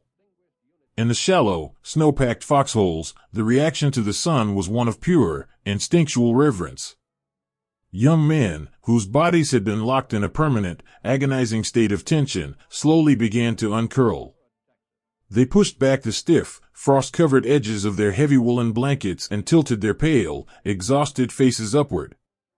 They closed their eyes, offering their frostbitten cheeks and cracked lips to the light. The winter air was still bitterly cold, holding its sharp edge, but the sunlight carried a tiny, miraculous fraction of warmth. It was a fragile heat, barely enough to melt the ice clinging to their eyelashes, but to the boys in the trenches, it felt like the heavy, comforting hand of a loved one resting upon their shoulders. For a few, suspended minutes, the war simply ceased to exist. There were no enemies, no grand strategies, no fear of the dark. There was only the absolute, pure relief of the sun on their faces. You could hear a collective, ragged sigh echoing softly through the woods, the sound of 1,000 frozen chests finally finding the strength to exhale. It was Christmas morning. Lacking the bells of a church, lacking the warmth of a hearth, the men observed the sacredness of the day in the only ways they could. The rituals were incredibly small, yet infused with a quiet, overwhelming dignity. In one small trench, a soldier reached deep into the bottom of his canvas pack with numb, trembling fingers. He retrieved a single, foil-wrapped piece of chocolate he had been hoarding for weeks. It was frozen solid, dusted with crumbs and lint, but he unwrapped it as carefully as if it were a priceless jewel. He broke it cleanly in half and held one piece out to the boy shivering beside him. No Merry Christmas was spoken aloud, the cold made words too costly, but the gentle, weary smile that accompanied the offering held all the love and goodwill in the world. As the hard chocolate slowly melted on their tongues, they closed their eyes, letting the sudden, rich sweetness carry them home. Somewhere further down the line, a low, melodic hum began to drift through the frosted pines. A single voice, rough from the cold, softly vibrating with the notes of a familiar carol. Silent night. Holy night. Another voice joined in, a gentle harmony rising from a neighboring foxhole. And then another. It was a whispered choir of lonely boys, their song floating up into the brilliant blue sky, a fragile, beautiful assertion of their humanity in the midst of a fractured world. Deep beneath the village of Celis, the sunlight found its way through the tiny, iron-grated windows of the stone cellars. It cast long, sharp rectangles of golden light across the damp, earthen floors. The civilians, who had huddled in the absolute blackness for days, watched the dust motes dancing in the sunbeams with wide, quiet eyes. A mother, holding her youngest child tightly in her lap, smoothed the little girl's tangled hair and pointed to the square of light. "Look, my darling," she whispered, her voice trembling just slightly. "The sun remembered us. It is Christmas today. The world has brought us the light." She had no gifts to give, no feast to prepare. But she held her child in the warmth of that single sunbeam, weaving stories of Christmases past, of roasted goose and brightly wrapped packages and the smell of melting wax, filling the dark, cold cellar with the brilliant, warming light of memory. In the quiet of the woods, a young boy closed his eyes against the blinding glare of the snow and began to write a letter in his mind, sending his thoughts soaring up into the clear blue expanse. "My dearest," he thought, wrapping the memory of his sweetheart around his shivering shoulders like a quilt. "The fog has finally broken. The sky is so blue it almost hurts to look at it. I am sitting in the snow, but for the first time in days, I feel a little bit warm. I am pretending that this sunlight is your hand resting against my cheek. I am pretending that the wind in the trees is the sound of your voice. It is a strange Christmas, my love. There are no bells here. But there is light. And as long as there is light, I know I will find my way back to you. Keep the candle in the window burning. I am looking at the same sun you are." Yet, as the morning stretched into a brilliant, blinding afternoon, a subtle, profound shift began to ripple through the valley. The initial, euphoric relief of the warmth began to curdle at the edges, slowly replaced by a heavy, sinking feeling in the pit of the stomach. The fog had been a terrible, freezing prison. It had isolated them, blinded them, and subjected them to a suffocating cold. But the fog had also been a shield. It had hidden the valley from the rest of the world. It had forced a deep, unnatural pause upon the conflict, keeping the grand, terrible machinery of the war blind and grounded. Now, the sky was perfectly, flawlessly clear. The shield was gone. You could see the realization settling over the faces of the older men, the commanders, and the weary sergeants who understood the brutal arithmetic of the weather. They did not look up at the beautiful blue expanse with joy. They looked up with a quiet, resigned dread. They knew exactly what the clear skies would bring. The clarity of the air meant that the roads were visible. It meant the valleys were exposed. But most importantly, it meant the sky itself was open. The silence that had reigned over the Ardennes, broken only by the wind and the cracking of freezing branches, was living on borrowed time. The men sitting in the snow knew that the beautiful, unbroken blue above them would soon be filled with the deep, mechanical drone of engines. The pause was over. The world had found them again. It is a profound and tragic paradox, to fear the beauty of a sunny day. To look at a landscape of sparkling, pristine snow and feel only the anxiety of exposure. The young men began to press themselves deeper into their shallow trenches, trying to disappear into the white. They pulled their white bed sheets and snowy canvas covers tighter over their helmets, seeking camouflage in the brilliant light. The sun, which had felt like a loving hand just hours before, now felt like an accusing spotlight, stripping away their cover and leaving them entirely vulnerable to whatever was coming. The quiet dread moved through the forest like a shadow. Conversations died away. The humming of the carols ceased. The shared moments of holiday grace were packed away into the deepest corners of their hearts, replaced by the grim, tightening focus of survival. They listened, no longer to the wind, but for the distant, low thrumming that would signal the end of the peace. As the short winter day began to wane, the sun dipped toward the western ridges, casting long, stark shadows across the valley of Celis. The sky shifted from that blinding azure to a soft, bruised purple, and the snow took on the deep, melancholic pink of the alpenglow. It was a sunset of heartbreaking beauty, a masterpiece of light and ice, painting the sleeping iron tanks and the quiet stone houses in shades of rose and gold. But the men watching the light fade did not feel peace. They felt the heavy, tightening grip of anticipation. The clear night sky was emerging, hard and sharp, revealing a canopy of stars that offered no shelter. The warmth of the sun evaporated instantly, plunging the valley back into the bitter, deep freeze.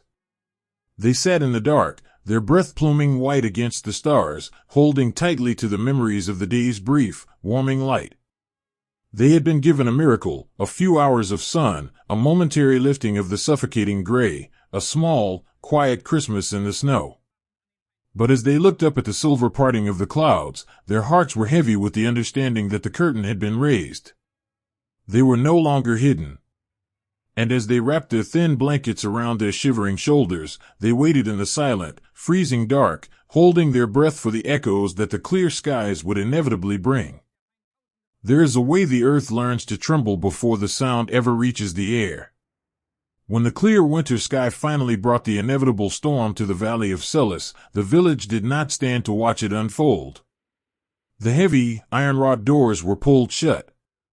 The thick wooden shutters were bolted tight. And the people, carrying nothing but their quietest fears and their deepest loves, descended into the very roots of the world. They retreated into the ancient, arched stone cellars beneath their homes, trading the blinding, terrifying light of the open sky for the safe, damp embrace of the underground. Down here, the war was not something you could see. It was not a landscape of moving shadows or flashing lights. It was entirely a landscape of sound and of feeling. It was a vast, heavy vibration that rolled through the deep soil and settled directly into the bones. Imagine sitting on a low wooden bench in the absolute dimness, bathed only in the fragile, flickering amber glow of a single tallow candle. The air in the cellar is thick and perfectly still, smelling deeply of old limestone, stored winter potatoes, and the comforting, earthy scent of dust. For a long time, there is only the sound of breathing. The collective, hushed exhales of families huddled closely together in the dark. And then, it begins. It does not start with a sharp noise, but with a deep, profound shifting in the floorboards above. It feels as though the entire valley has taken a sudden, sharp breath. A heavy, rhythmic thudding resonates through the thick stone walls, a sound so low it bypasses the ears entirely and beats directly against the chest. It is like the footfalls of distant, angry giants walking across the frozen hills. With every deep thud, the cellar responds. A fine, delicate rain of ancient dust sifts down from the wooden rafters overhead. It catches the golden light of the candle, swirling and dancing in the still air like a magical, subterranean snowfall. It settles lightly onto the dark wool of the coats, onto the soft hair of the sleeping children, onto the trembling hands clasped tightly together in the gloom. In the corner of one such cellar, nestled among burlap sacks of root vegetables, a mother gathers her two young children into her arms. The earth above them groans, a long, sustained echo that rattles the small, iron-grated window near the ceiling. The younger child buries his face into the thick fabric of his mother's shawl, his small shoulders shaking. This is where the truest, most profound heroism of the winter reveals itself. It is not found on a battlefield, but in the soft, fiercely protective embrace of a mother in the dark. She does not panic. She does not let the terror of the shaking world enter her voice. Instead, she pulls her children closer, creating an impenetrable cocoon of warmth and safety. She places her gentle hands over their ears, muffling the deep thunder from above, and she begins to whisper.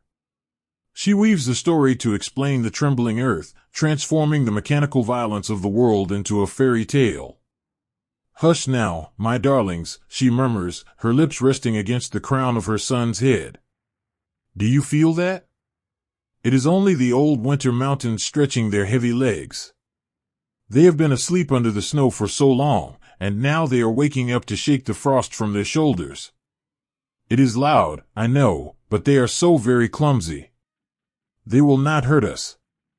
The stone of our house is older than the trees, and it is stronger than the mountains. We are safe here. We are perfectly safe. Her voice is a steady, soothing river cutting through the chaotic vibrations of the room. She hums a low, familiar lullaby, matching the rhythm of the song to the gentle rocking of her body. To the children, the terrifying rumbles slowly become nothing more than the background music to their mother's song. They close their eyes, their breathing slowing, anchored completely by the scent of her skin and the unbreakable sanctuary of her arms. Across the small, dimly lit room, an older man sits upon an overturned wooden crate. His withered hands rest upon his knees. He has lived in this valley for 70 years. He knows the thickness of the cellar walls, he knows the depth of the foundation. He feels the vibrations traveling up through the soles of his worn leather boots, and he closes his tired eyes, choosing to travel far away from the noise. In the sanctuary of his mind, untouched by the dust or the trembling earth, he begins to write a letter to his wife, who had passed away many gentle winters ago. My sweet Anna, he thinks, the words forming a quiet, beautiful refuge in his thoughts. The valley is so restless today. The earth is shaking like a leaf in the autumn wind. But I am sitting in our cellar, exactly where we used to store the apple preserves. I can almost smell the cinnamon and the sugar in the dark. The world above is so loud, but down here, with the memory of you, it is perfectly quiet. I am holding on to the thought of your smile, Anna. It is my lantern in this dusty room. As long as I can picture your face in the candlelight, the storm cannot touch me. He finds a profound, unshakable peace in this silent conversation. The echoes rolling through the valley become distant and meaningless, drowned out entirely by the warm, enduring volume of his love. As the afternoon stretches on, the thunder above grows heavier, a relentless, rolling tide of sound that seems to press the oxygen from the small room. The candlelight flickers violently with each deep impact, throwing long, erratic shadows across the arched ceiling. The sheer exhaustion of enduring the noise begins to weigh heavily upon the families. It is a terrible thing to sit in the dark and wait for a storm to pass, relying entirely on the strength of the stones above your head. Yet, in this shared vulnerability, the beautiful, quiet resilience of the human spirit rises to meet the dark.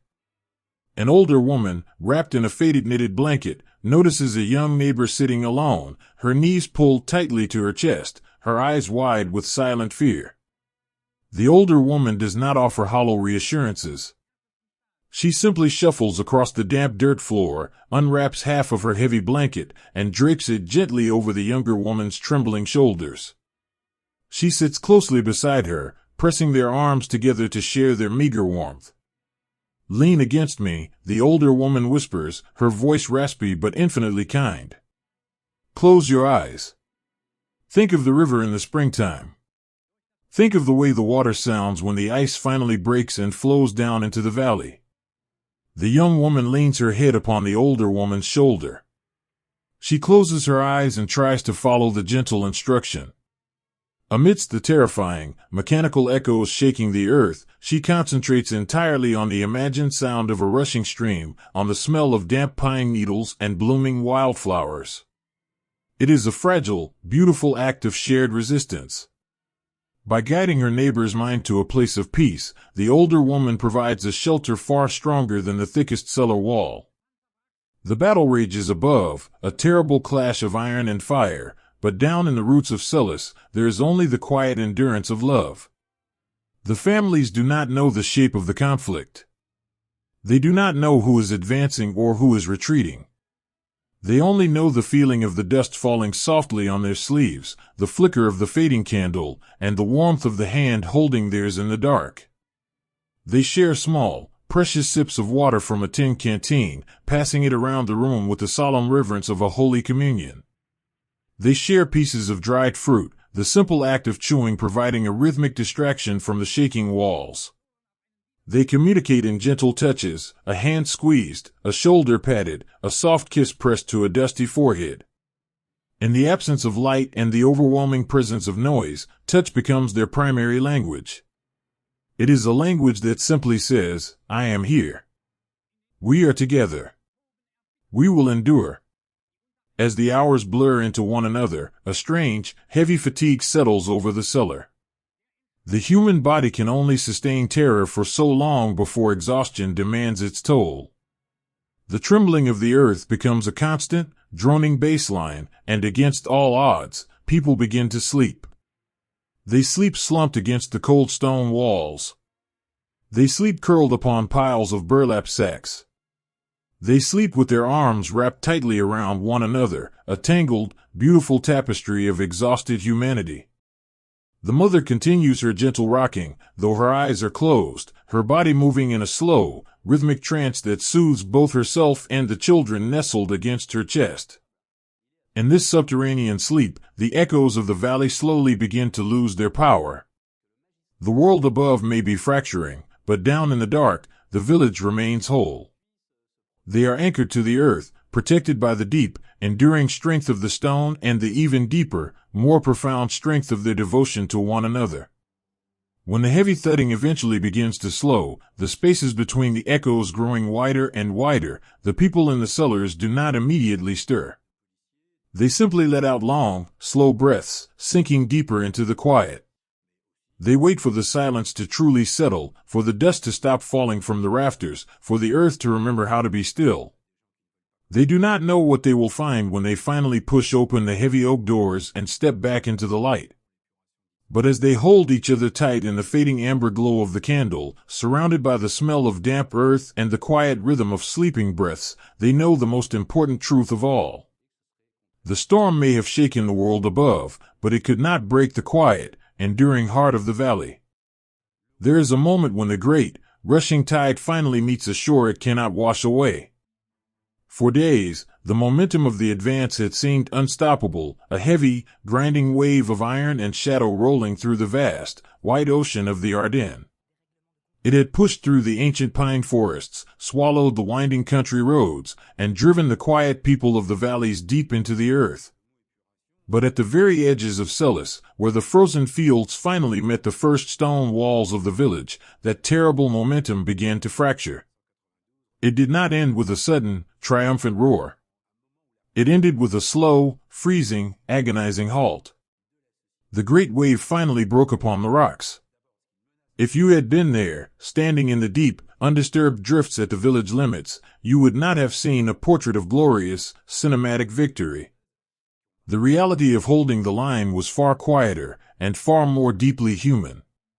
The defenders who formed this final, unbreakable wall were not statues carved from unyielding marble. They were just boys.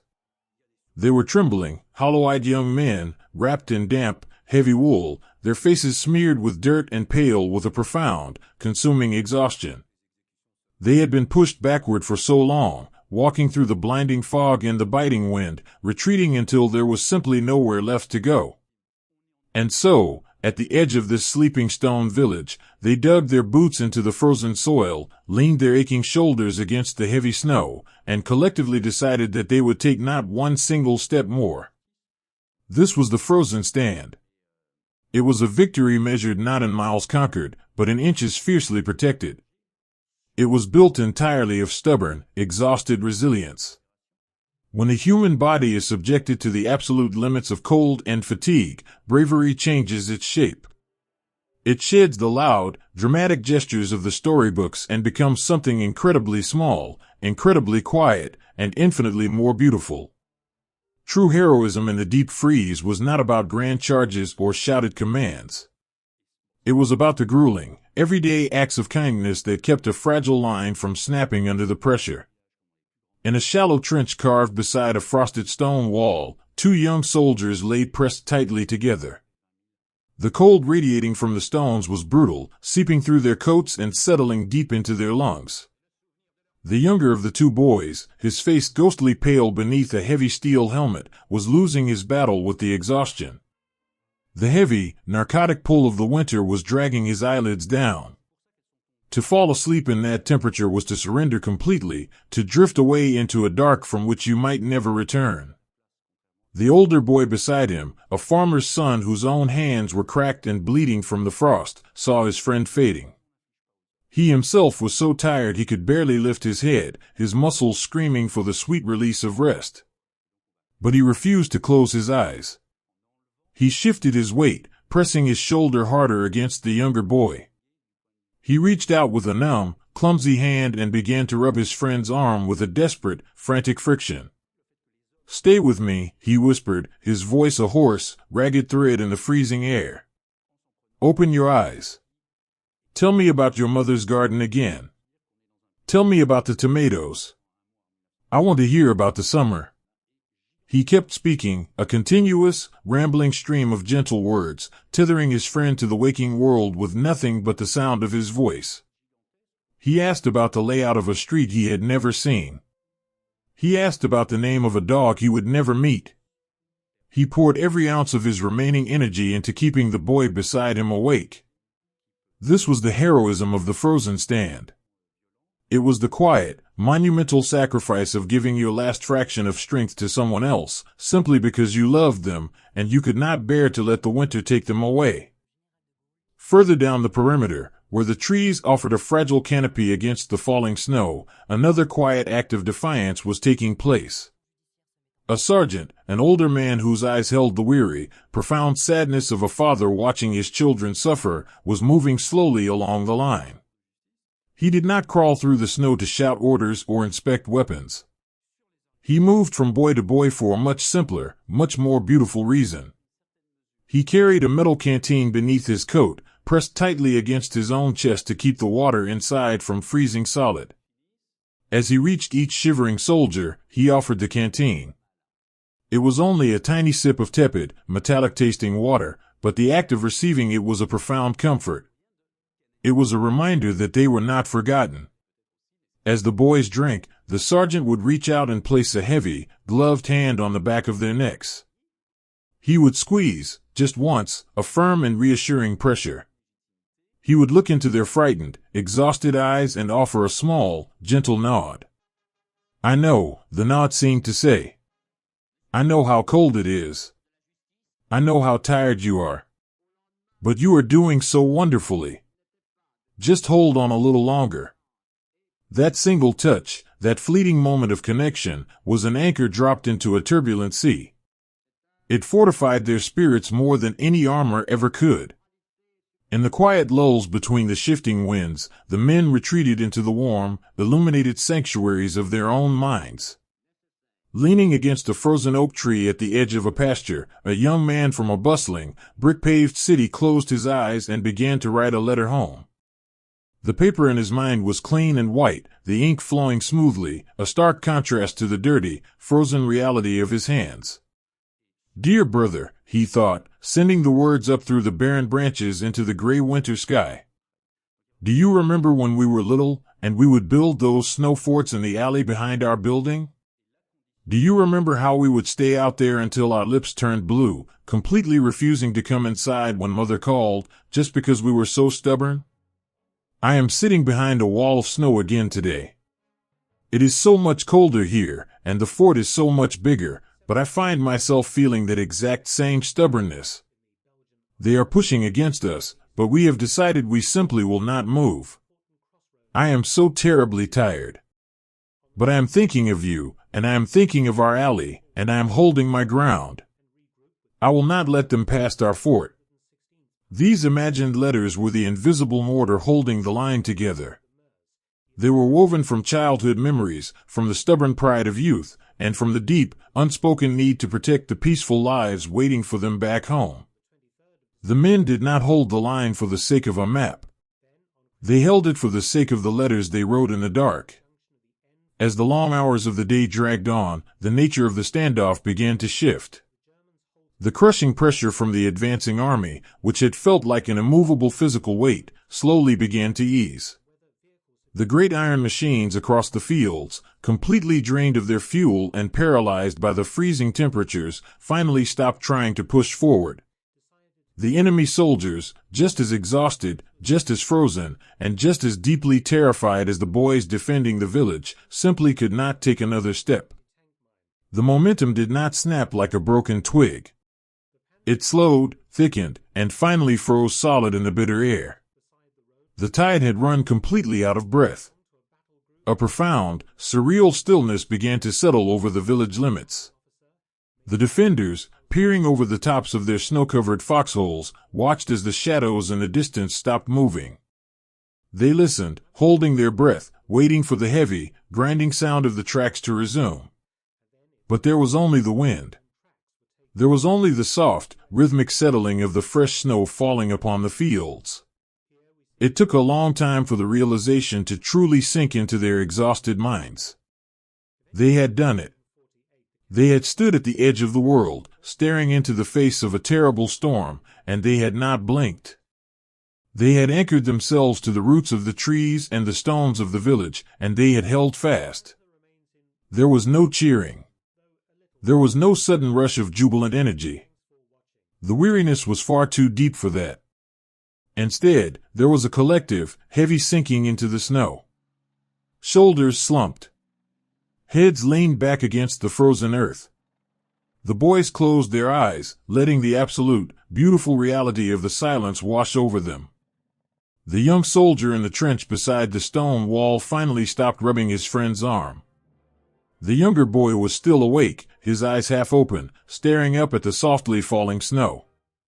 The older boy leaned back, his own energy entirely spent, and wrapped his arm around his friend's shoulders. They did not speak. They simply breathed in the quiet air, drawing a fragile, profound warmth from the simple fact that they had both survived to see the momentum break. As evening approached, the sky turned a deep, melancholic shade of violet. The village of Celles sat perfectly still behind them, its stone walls and slate roofs resting safely in the gathering twilight. The frozen stand had held. The winter night would soon descend again, bringing with it a new, bitter cold. But the terror of the advancing tide was gone.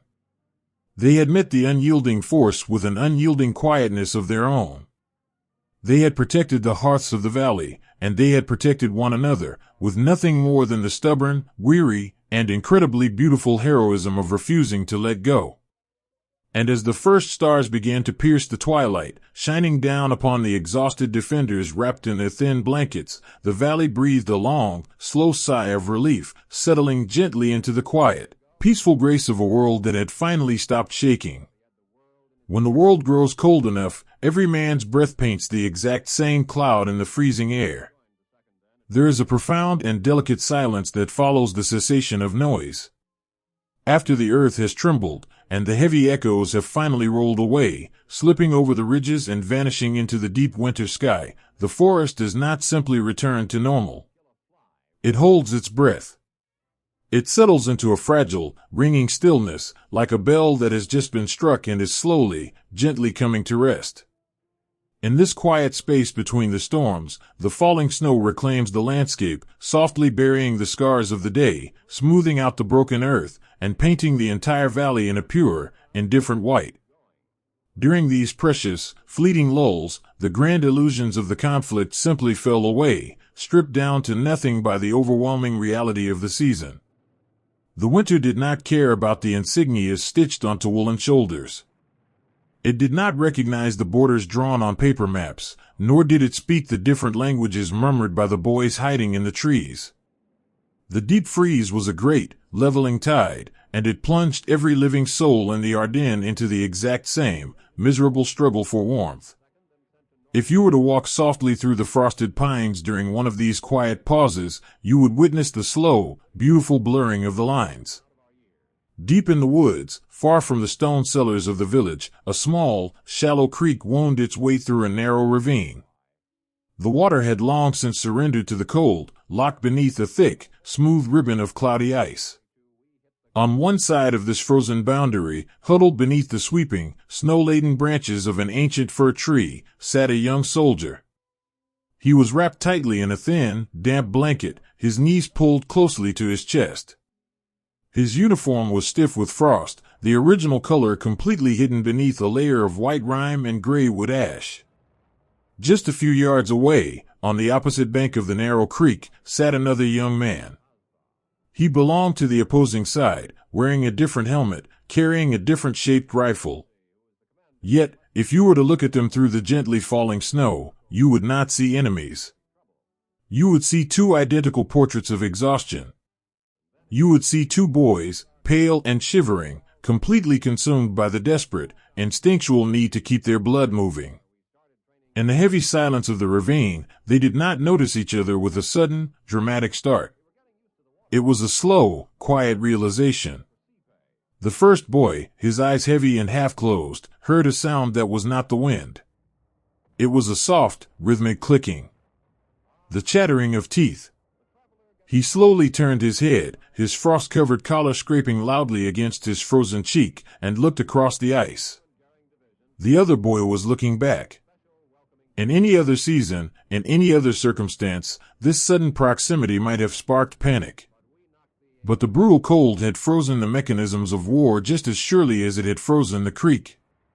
Their hands, tucked deep into their armpits for survival, were far too numb to reach for their weapons. Their weapons, encased in ice, were useless blocks of iron anyway. But more than the physical inability to fight, there was a profound, overwhelming absence of the desire to do so. To look across that narrow stretch of ice was to look into a mirror. They saw the same hollowed cheeks, the same cracked lips, the same dark, bruised circles beneath exhausted eyes. And above them both, rising into the still, frigid air, were the exact same, steady plumes of white breath. With every exhalation, their breath blossomed into thick, ghostly clouds that drifted upward, mingling together in the branches of the pines. It looked like the smoke rising from the chimneys of their childhood homes. It was the visible, undeniable proof of the life burning inside them, a life that was fragile, beautiful, and exactly the same. Neither boy moved. They simply sat in the snow, separated by a few yards of ice, sharing the profound intimacy of mutual suffering. The boy under the fir tree slowly untucked one trembling hand from beneath his blanket. His fingers were stiff and blue at the knuckles. With agonizing slowness, he reached into the deep pocket of his coat. He was not looking for a weapon.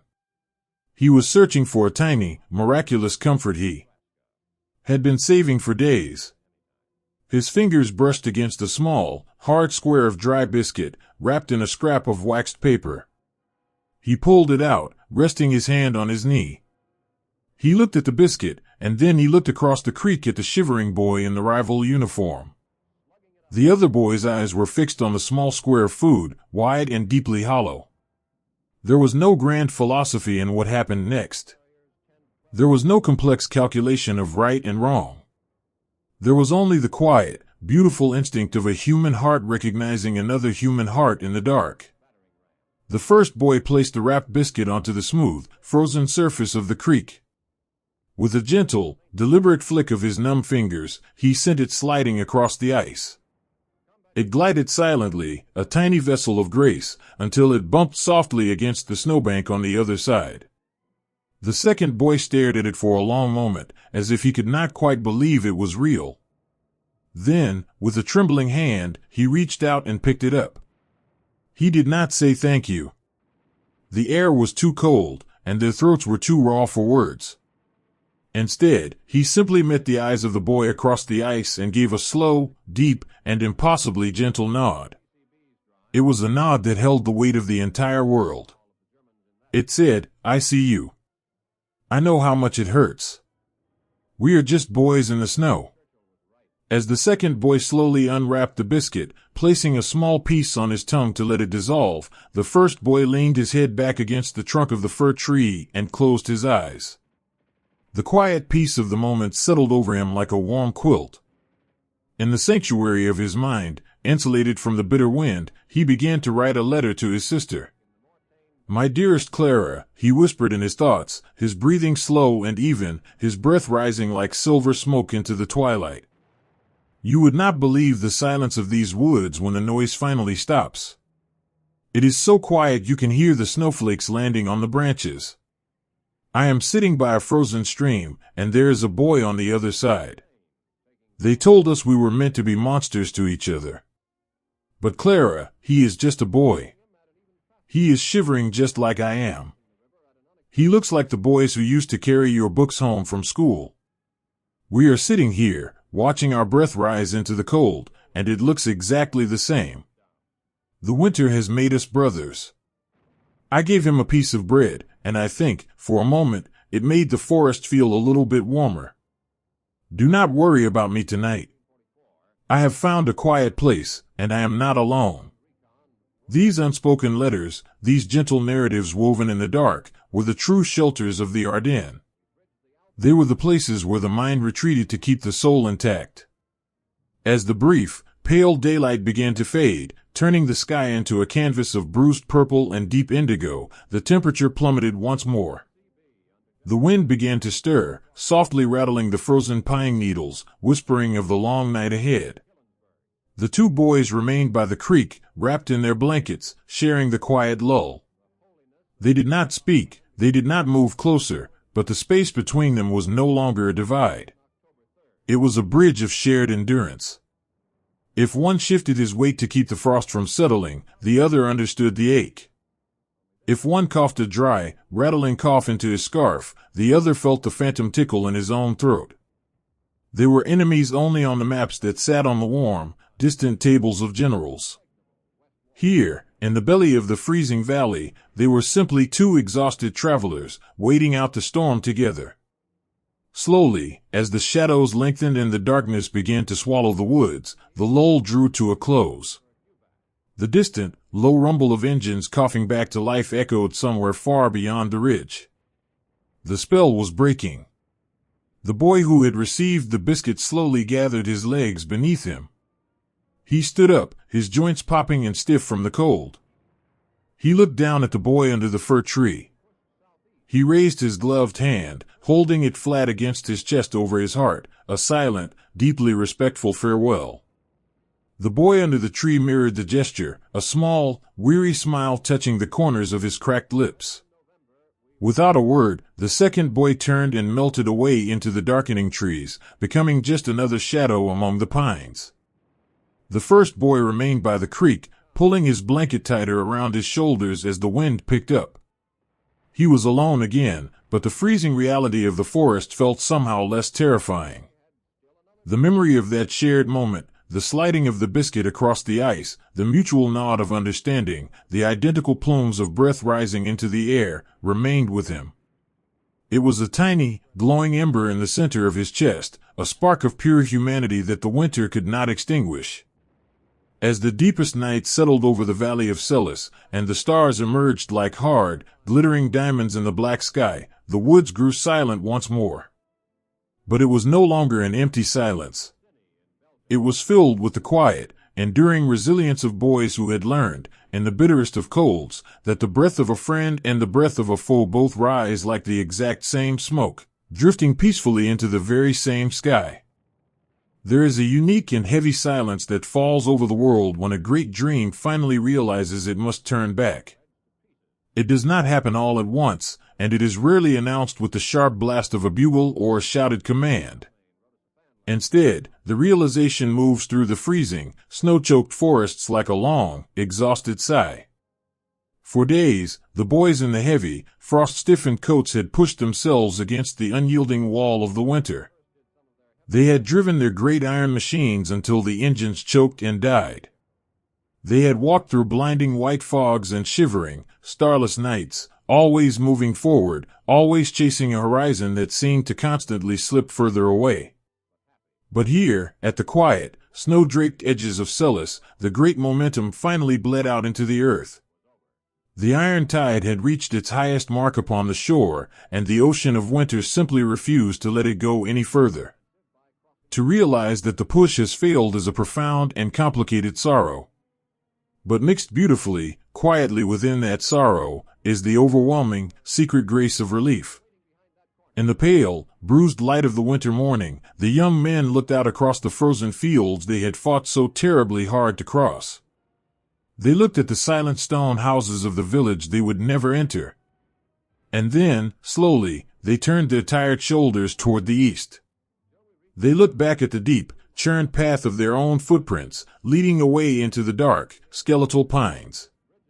The retreat did not look like the dramatic, chaotic flights of history books. It looked like a procession of sleepwalkers. It was a slow, agonizingly quiet withdrawal, an army of shadows melting softly back into the woods from which they had come. The first to be left behind were the giants.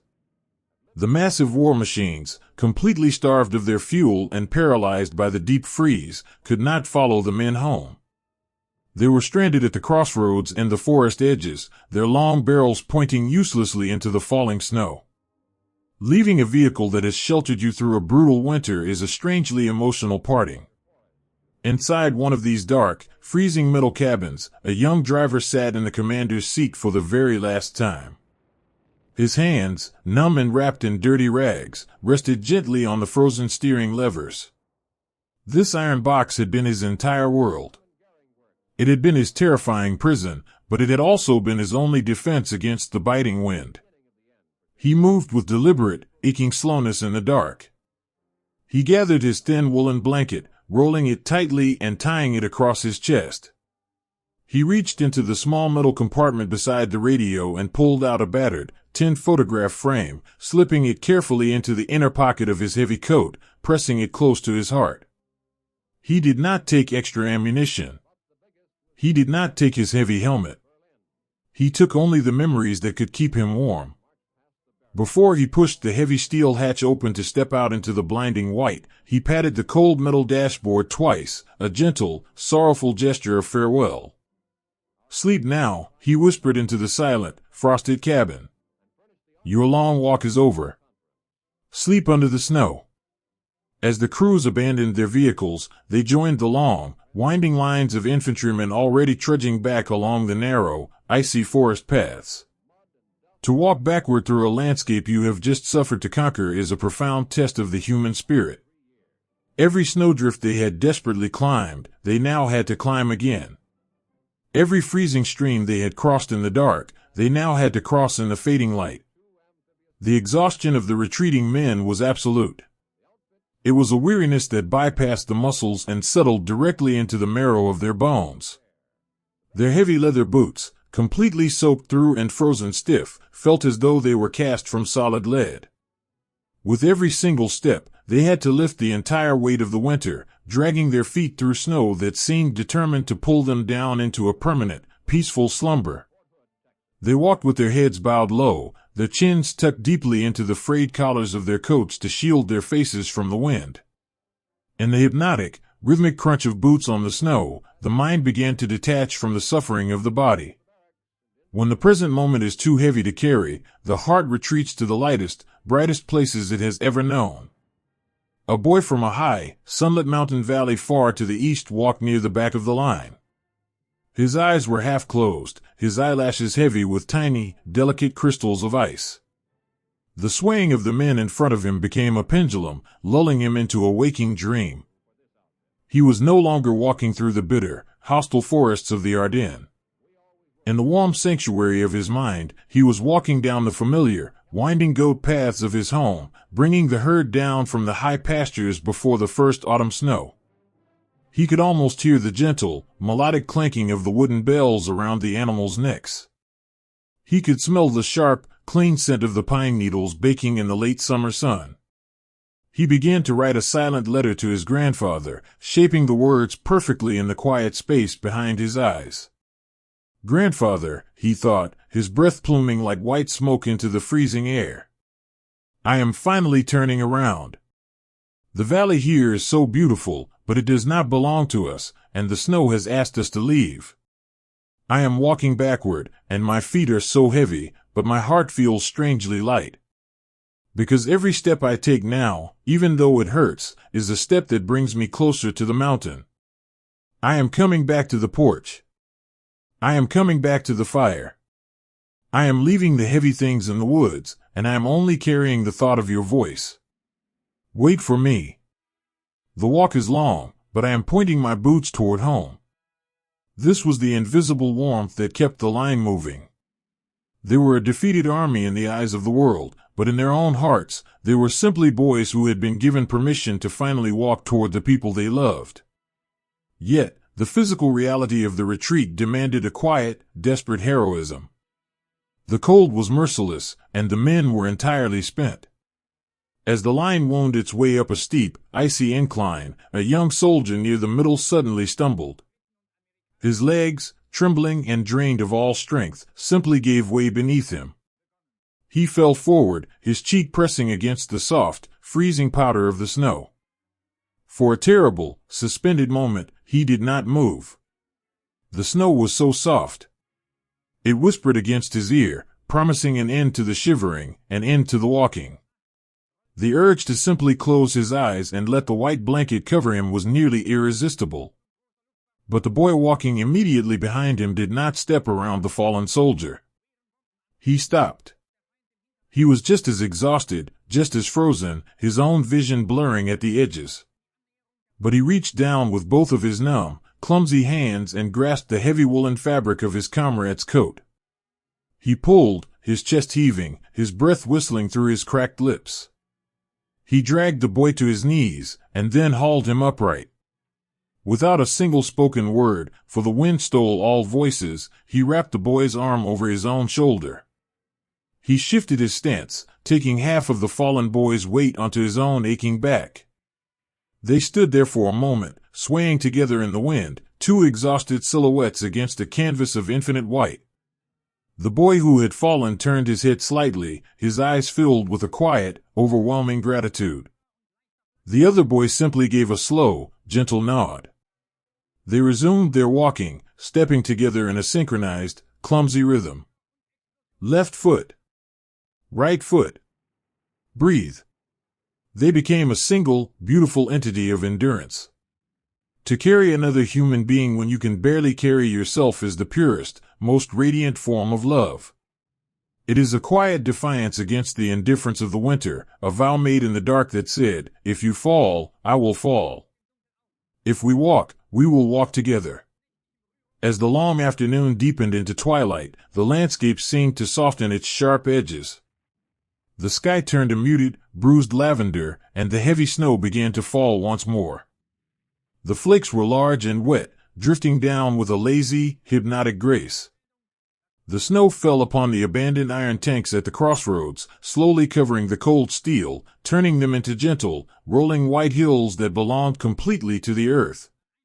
It fell upon the discarded helmets and empty canteens scattered along the path, burying the debris of the conflict beneath a pristine, cleansing layer of peace.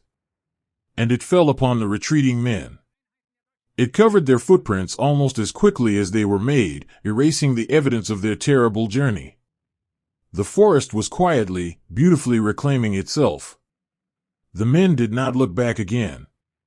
They kept their eyes fixed on the narrow path ahead, their bodies numb, their minds wrapped safely in the warm, golden memories of summer afternoons and quiet kitchen tables. The sound of their retreat was nothing more than a soft, rhythmic hushing in the snow, a gentle lullaby of exhausted footsteps fading slowly into the deepening woods. The iron tide was finally receding, slipping away like a shadow in the twilight. And as the dark night folded its heavy, peaceful wings over the Ardennes, the valley of Celis was left to its absolute, unbroken silence, resting beautifully in the quiet grace of a winter that had finally reclaimed its domain. There is a silence so profound it actually rings in the ears, a heavy, golden quiet that only descends when a terrible storm has finally spent its rage. For days, the valley of Celis had been drowning in an ocean of noise. It had been a landscape defined by the deep, guttural roar of heavy engines, the terrifying crack of splintering timber, and the relentless, mechanical thunder that shook the very foundations of the earth. The young men in the woods and the families huddled in the dark cellars had wrapped this noise around themselves like a second, heavy coat. They had learned to live inside the vibration, to measure their heartbeats against the rhythm of the trembling ground. But then, as the iron tide finally withdrew into the snowy depths of the Ardennes, the noise simply bled away. It faded slowly, retreating over the ridges and slipping down into the distant valleys, until there was nothing left but the wind. This sudden, jarring absence of sound was not immediately peaceful. At first, it was a profound sensory shock. To a mind that has braced itself for days against a hurricane, the sudden calm feels like falling. In the shallow, snow-choked trenches at the edge of the village, the young defenders did not immediately stand up and cheer. They remained pressed tightly against the frozen earth, their white-knuckled fingers still gripping the cold wooden stocks of their rifles. They kept their eyes squeezed shut, listening with an agonizing intensity.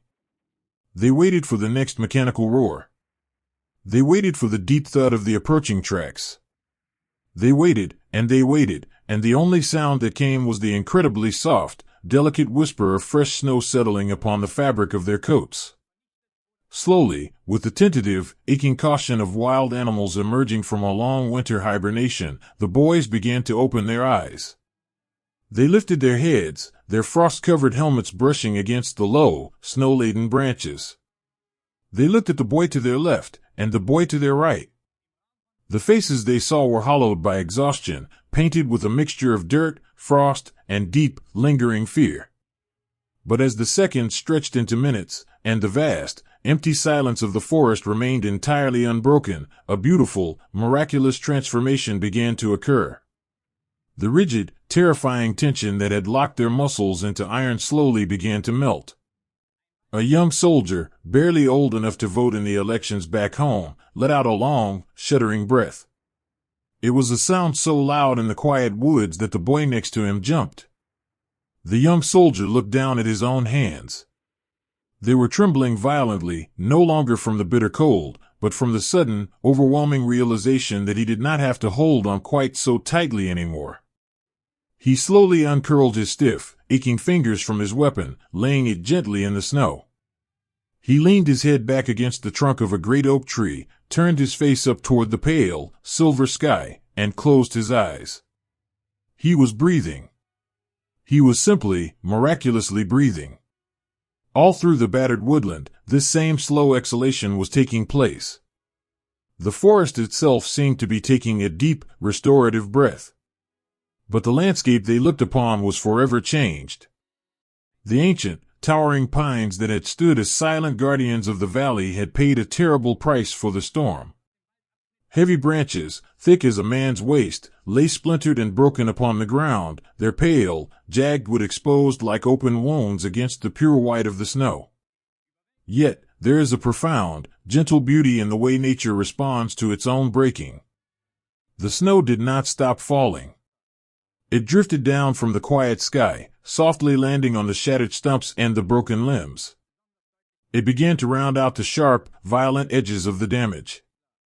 It draped delicate, glittering blankets of white over the torn earth, turning the scars of the conflict into soft, rolling mounds. The forest was battered, but it was already, quietly, beginning the long work of healing. Moving through this silent, scarred cathedral of trees was a young medic. For days, he had crawled through the snow, his heart hammering against his ribs, surrounded by the deafening chaos of the front. But now, he walked upright.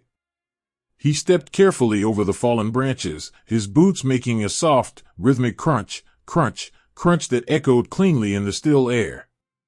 He did not carry bandages in his hands today. He carried his heavy, woolen coat wrapped tightly around his chest to keep the winter chill at bay. He was checking on his flock, moving from foxhole to foxhole. As he approached a small depression near the edge of a clearing, he saw a young boy staring intently at a broken pine branch dangling just a few feet away. The medic stopped, following the boy's gaze. There, perched upon the very edge of the splintered wood, was a tiny, gray-feathered chickadee. It flitted its wings, a tiny blur of movement, and let out a bright, sharp chirp. It was the first sound of the natural world they had heard in days. It was so incredibly normal, so impossibly delicate, that it brought tears to the young boy's exhausted eyes. The bird did not care about the armies or the deep freeze. It was simply looking for a pine nut, carrying on with the quiet, persistent business of living. The medic knelt softly beside the boy in the snow. He reached out and placed a warm, unloved hand upon the boy's trembling shoulder. He did not say a word. He just squeezed gently, anchoring the boy to the earth, letting him know that the world was still here, that life had not been entirely chased from the woods. They sat together in the profound quiet, watching the tiny bird, allowing the soothing reality of peace to wash over their battered spirits. In the sanctuary of his own mind, wrapped in the warmth of the medic's hand, the young boy began to write a letter home. "My dearest mother," he whispered in his thoughts, letting the words flow like a gentle, thawing river. "You will not believe the quiet that has fallen over us. The great, terrible noise has finally gone away, and it has left us in the most beautiful silence I have ever known.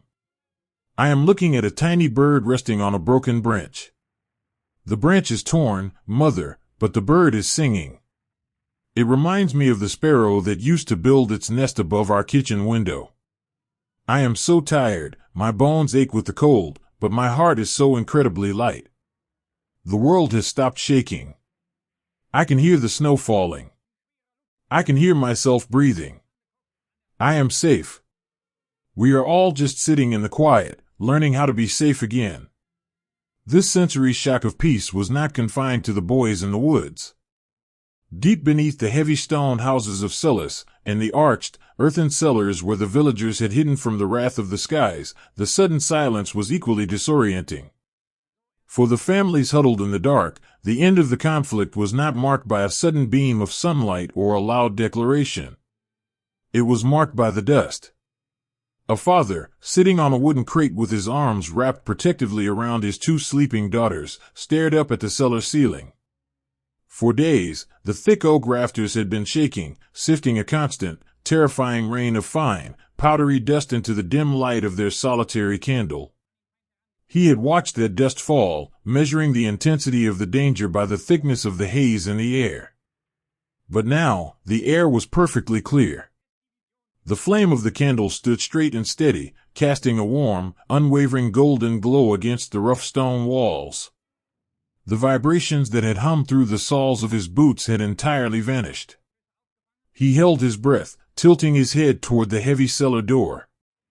He listened with every fiber of his being. He heard the soft, even breathing of his children. He heard the faint, comforting crackle of the hot wax pulling around the candle wick. And from somewhere far above, muffled by layers of thick stone and heavy snow, he heard the faint, unmistakable sound of the winter wind rattling a loose window shutter. It was the sound of the valley. It was the sound of home. A profound, staggering relief broke over him, so intense that his chest physically ached. He pulled his daughters closer, burying his face in the soft wool of their sweaters, allowing a few quiet, silent tears to slip down his dusty cheeks. He did not wake them. He wanted their first moments of peace to be spent in the gentle comfort of sleep. But he reached out his hand in the dark, finding the hand of his wife sitting beside him. He gave her fingers a long, firm squeeze. "It is over," the squeeze said. "The earth has stopped trembling. The storm has passed us by." Slowly, tentatively, the people of the valley began to emerge. The heavy iron bolts on the cellar doors were thrown back with loud, echoing clanks that seemed to startle the quiet air. The heavy wooden doors were pushed upward, revealing a world that had been transformed by the deep winter freeze. As the villagers stepped out into the fading afternoon light, they were met with a landscape of breathtaking, sorrowful beauty. The village of Celis remained intact, its sturdy stone walls having weathered the periphery of the storm, but the world around it was draped in the heavy, unbroken blanket of the snow. The air was so crisp, so achingly cold, that it felt like breathing in tiny shards of mint and glass. They stood on their snow-covered doorsteps, wrapped in their heavy shawls and woolen coats, simply looking at the sky. They did not immediately rush to clear the paths or inspect the roofs. They just stood there, absorbing the absolute, majestic stillness of the valley. They looked toward the tree line, where the broken branches of the pines hung low under the weight of the frost. They knew that in those woods, young men from distant lands had suffered, had frozen, and had held the line so that these stone houses might stand. There was a quiet, sweeping reverence in the village, a deep, unspoken gratitude for the boys in the snow, and a profound sorrow for the scars the forest now bore. As the sun began to dip behind the western ridges, casting a soft, bruised twilight over the Ardennes, the valley of Celles settled into a new kind of night. It was not the terrified, sleepless insomnia of the nights before. It was the deep, restorative exhaustion of a body that has survived a fever. The soldiers in their trenches pulled their damp blankets up to their chins, finding that the cold, while still bitter, felt somehow less cruel now that it was no longer accompanied by fear.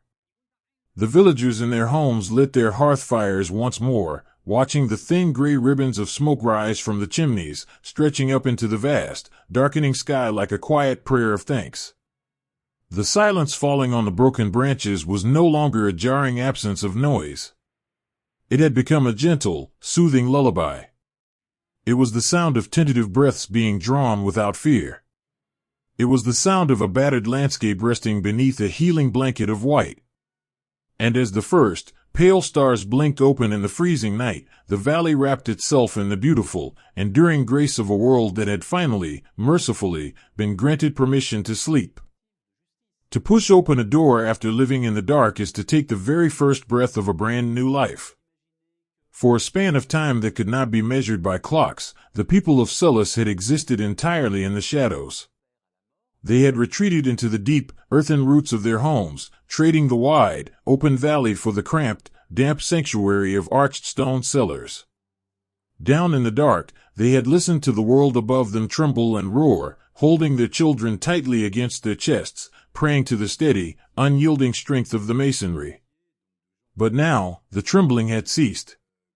The terrible, mechanical thunder had faded away, leaving behind a silence so absolute, so vast, that it seemed to ring in the ears. It was this silence, deep and undisturbed, that finally coaxed them from the earth. The ascent began slowly. Legs that had been curled upon cold stone floors for days ached with a heavy, deeply settled stiffness. A father, his face smudged with soot and dust, placed his hands against the heavy wooden planks of the slanted cellar doors. He paused there for a moment, listening to the absolute stillness on the other side. He closed his eyes, taking a long, deep breath of the cellar air, the smell of damp potatoes, old wood, and fear, and then, with a slow, deliberate push of his weary shoulders, he forced the doors upward. The first thing to enter the cellar was not sight, but sensation. It was a rush of air so unimaginably cold, so fiercely, brilliantly crisp, that it felt like drinking water from a frozen mountain stream. It swept down the stone steps, instantly chasing away the stagnant warmth of the underground, kissing dusty cheeks and waking tired minds. And then came the light. To eyes that had grown accustomed to the dim, flickering amber of a dying candle, the daylight was a physical shock. It poured through the widening crack of the cellar doors like liquid silver, blinding and magnificent. The father had to turn his face away, throwing a forearm across his brow, squinting through his eyelashes as he pushed the doors all the way open, letting them fall back against the deep snow with a soft, muffled thud. One by one, the family climbed the steep, worn steps. They emerged from the earth like fragile spring shoots pushing through the winter frost, stepping tentatively over the threshold and out into the vast, open theater of the valley. The world they stepped into was not the world they had left behind. The village of Celles still stood, a testament to the stubborn resilience of ancient stone and slate. The familiar silhouettes of their homes were there, holding their ground against the winter sky. But the landscape had been profoundly altered. The pristine, sweeping snow that had blanketed the hills just days before was now deeply scarred. Great, churning tracks had bruised the earth. Ancient, beloved pine trees at the edge of the woods stood with splintered branches, their dark green needles scattered across the white powder like fallen feathers. Yet, beneath the terrible evidence of the storm, there was an overwhelming, heartbreaking beauty. The sky above was a sweeping, impossible expanse of pale winter blue, completely empty of clouds and completely empty of noise. The winter sun, hanging low over the western ridges, cast a soft, golden luminescence over the battered valley, turning the shattered ice into fields of glittering diamonds. The mother stepped out beside her husband, pulling a thick woolen shawl tightly around her trembling shoulders. She did not look at the broken trees or the torn roads. She simply tipped her head back, closed her eyes, and let the weak, beautiful sunlight rest upon her face. She felt the gentle warmth on her skin, a tiny, miraculous promise that the world had not entirely forgotten them. A single tear, warm and heavy, slipped from beneath her eyelashes, tracing a clean path through the dust on her cheek. It was not a tear of sorrow, but the profound, overwhelming release of a heart that had been holding its breath in the dark. Slowly, down the narrow, winding lanes of the village, other doors began to creak open. From the shadows of the bakery, an older man emerged, his hands trembling as he leaned heavily against his wooden doorframe. From the house across the street, a young woman stepped out, carrying a small, wide-eyed toddler wrapped in a cocoon of heavy blankets. There was a surreal, dreamlike quality to this gathering. The villagers walked toward the center of the road, their boots crunching softly in the snow, moving with the slow, exhausted grace of sleepwalkers. They looked at one another with eyes wide with disbelief, taking in the soot-stained faces, the hollowed cheeks, the rumpled, dusty clothing. For a long time, there were no words. The English language, the French language, the local dialects, none of them contained the words necessary to bridge the gap between the terror of the dark and the beautiful, freezing reality of the light. Instead, they spoke in the oldest language of all. The baker reached out his flour-dusted, trembling hands and took the hands of the young mother. He held them tightly, his chin quivering, and gave a slow, deep nod. Two older women, neighbors who had bickered over property lines and garden fences for decades, fell into each other's arms, weeping silently into the shoulders of their heavy winter coats. A young boy ran across the churned snow to his friend, grabbing him by the sleeves of his jacket, simply jumping up and down in the profound, joyous realization that they were both still here. These quiet embraces were the true rebuilding of Celis. The stone walls of their houses had protected their bodies, but it was the soft, desperate holding of one another that repaired their fractured spirits. To touch the arm of a neighbor, to feel the steady rise and fall of another human chest, was to finally believe that the nightmare was over. In the midst of this gentle, tearful reunion, the small, quiet acts of everyday heroism began to bloom once more. A grandmother, noticing that the baker had lost his scarf, simply unwound her own long, knitted muffler and draped it gently around his neck, tucking the ends into his coat to keep out the biting wind. A father, finding a miraculously unbroken jar of preserved summer cherries in the ruins of his pantry, brought it out to the street. He opened it, and using a single, small wooden spoon, he offered a taste of the sweet, bright red fruit to every child standing in the snow. It was a tiny offering, a mere drop of sugar, but in that moment, it tasted like absolute salvation. It tasted like sunshine. It tasted like tomorrow. Standing on the edge of the gathering, an older man leaned heavily upon a wooden walking stick. He looked around at the faces of his neighbors, committing their tired, beautiful smiles to his memory. He looked up at the graceful spire of the village church, still pointing faithfully toward the heavens, and then he looked out toward the distant, rolling hills. In the quiet sanctuary of his mind, he began to compose a letter to his daughter, who had moved to the city many years ago, far away from the quiet valleys of the Ardennes. "My darling girl," he whispered in his thoughts, his breath pluming like soft, white smoke in the freezing air. "I am standing in the light again. We pushed open the doors today, and the sky is so incredibly blue. The village is hurt, my love. The trees are broken, and the snow is dark in places. But the people, oh, the people are so beautiful. We are standing in the street, just holding on to each other. I am watching the baker smile. I am watching the children taste sweet cherries in the snow. We were so afraid in the dark, but looking at them now, I know that our home was never just the stones of our houses. Our home is each other. We are tired, my sweet girl. We are so very tired. But the sun is shining, and we are breathing the winter air. Do not worry for your old father. We have survived the night, and we are going to be all right."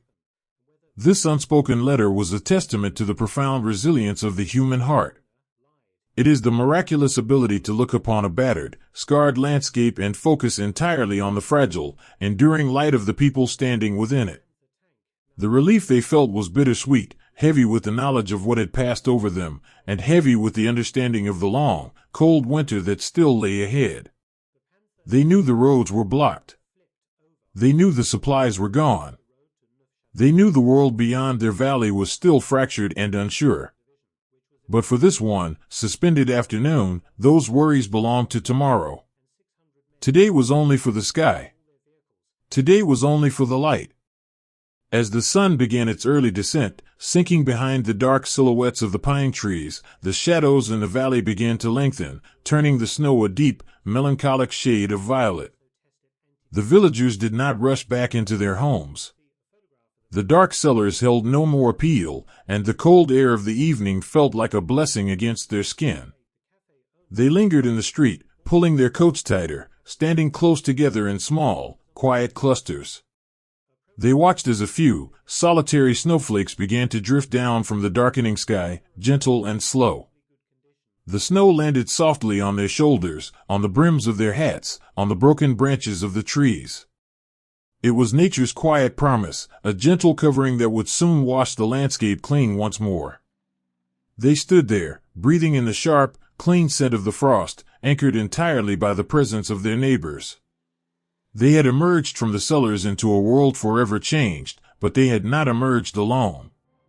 And as the first stars began to pierce the twilight, shining down upon the valley of Celis with a cold and different beauty, the villagers simply held each other tight, finding their quiet comfort, their absolute sanctuary, in the warm, beating hearts of the people who had made it through the dark. There is a profound and forgiving grace in the way the winter sky decides to wash the broken world clean. After the heavy echoes had finally faded from the valley of Celis, and the terrified heartbeats of the villagers had begun to slow to a steady, waking rhythm, the atmosphere above the Ardennes began to change. The brilliant, piercing blue sky that had exposed the landscape slowly gave way to a soft, pearlescent gray. The sharp, biting wind that had howled through the splintered pines quieted down to a gentle, sweeping breath. The temperature warmed, just a fraction of a degree, but enough to ease the brittle tension in the air. The earth, battered and bruised, seemed to let out a long, exhausted sigh. And then, as if in answer to a silent prayer whispered by the forests and the stones, the fresh snow began to fall. It did not arrive as a blinding blizzard or a violent squall. It began with a single, delicate flake, drifting down from the pale heavens with a lazy, hypnotic grace. It landed softly upon the jagged edge of a broken pine branch. Then came another, resting gently upon the cold, exposed stone of a damaged garden wall. And then another, landing upon the deep, violent gouges left in the frozen mud by the heavy iron tracks. Within moments, the air was filled with millions of these tiny, silent messengers of peace. They drifted down in a thick, mesmerizing curtain, bringing with them a silence that was entirely different from the terrifying stillness of the standoff. This was a healing silence. It was a soft, hushing sound, like the brush of a mother's hand against a child's fevered forehead, whispering to the valley that the worst was finally over. Nature possesses a beautiful, quiet indifference to the struggles of humanity. The winter sky does not judge the uniforms men wear, nor does it hold a memory of the borders they tried to draw. It looks down upon a landscape torn by conflict, and it simply offers the only comfort it has to give. It offers a pure, unblemished blanket of white. From the small, square windows of the stone houses in Celis, the villagers stood and watched the snow fall. They pressed their tired faces against the cold glass, wiping away the fog of their own breath, mesmerized by the quiet transformation happening just beyond their doors. A mother stood with her young son in the dim light of their kitchen. Earlier that day, the boy had looked out at the road and seen the terrible, muddy scars carved deep into the earth, a terrifying reminder of the mechanical beasts that had surrounded their home. But now, as they watched together, those deep, jagged wounds were slowly, methodically being filled. The fresh, powdery snow drifted into the ruts, smoothing out the harsh lines, rounding the sharp edges of the broken ice. The mother reached out and gently stroked her son's hair. She did not need to explain the mechanics of peace to him. She simply pointed to the road. "Watch, my little bird," she murmured, her voice a soft, soothing melody in the quiet room. "The sky is mending the earth. It is covering all the frightening things, tucking them away where they cannot bother us anymore.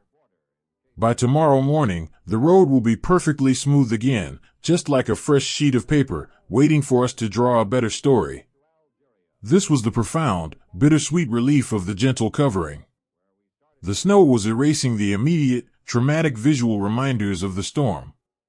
It was giving the villagers the visual permission to believe that the ordeal had truly passed. Out at the edges of the village, and deep within the surrounding forests, the heavy iron machines that had been left behind by the retreating tide were undergoing a magnificent, surreal metamorphosis. Starved of fuel and abandoned to the elements, these terrifying implements of war were entirely powerless against the falling snow. The flakes gathered upon the long, dark barrels, stacking higher and higher until the weapons looked like nothing more than soft, white tree limbs reaching into the air. The snow drifted against the massive metal tracks, burying the heavy road wheels, anchoring the steel firmly to the earth. Slowly, hour by hour, the iron giants lost their intimidating shapes. They became strange, rolling hills in the landscape, soft mounds of white that blended seamlessly into the surrounding drifts. The forest was reclaiming them, taking the heavy iron back into the quiet embrace of the natural world. A young woman, wrapped in a faded quilt, sat in a worn armchair near the hearth of her parlor. Her father had finally coaxed a small, cheerful fire back to life in the grate, and the room smelled beautifully of wood smoke and old wool. She held a cup of hot water. They had no tea left, but the warmth of the porcelain was enough, and she watched the flames dance. Her mind, untethered from the immediate terror of the cellar, drifted far away, reaching out through the falling snow to the young man she loved, a soldier whose whereabouts were a mystery lost to the winter. In the quiet, golden light of the fire, she composed a letter to him in her heart. "My darling," she thought, her breathing matching the slow, rhythmic crackle of the burning wood. "I wish you could see the valley right now. The snow is falling so heavily, but it is not a cruel snow. It is the gentlest snowfall I have ever seen. It is falling on the broken fences, and on the torn fields, and it is making everything beautiful again. It is hiding the scars, my love. As I sit here and watch the white powder cover the dark mud, I am praying that, wherever you are, this same snow is falling on you. I pray that it is covering the terrible things you have had to see. I pray that it is bringing you a quiet moment to just close your eyes and rest. The world feels so clean tonight. I am keeping the fire warm for you. When the roads are clear, and the spring comes, I know you will find your way back to this quiet room." These silent, heartfelt letters were the true rebuilding of the spirit. As the snow covered the physical wounds of the landscape, the villagers were doing the quiet, emotional work of covering their own internal scars with hope, with love, and with the stubborn belief in tomorrow. The deep, ancient woods of the Ardennes welcomed the snow with a vast, open embrace. The trees that had been splintered and broken by the conflict were given a delicate, shimmering bandage. The raw, exposed wood was hidden beneath soft cushions of white. The dropped helmets, the discarded canteens, the forgotten tools of a fleeting war, all of them were softly, gently buried. Nature did not distinguish between a fallen pinecone and a fallen rifle. It blanketed them both with the exact same, absolute tenderness. There is a profound comfort in realizing that the earth will always, eventually, heal itself. The winter, which had been their greatest, most terrifying enemy, was now acting as their quietest, most devoted nurse. As the brief afternoon slipped away, turning the pale gray sky into a deep, velvety canvas of indigo, the snowfall did not stop.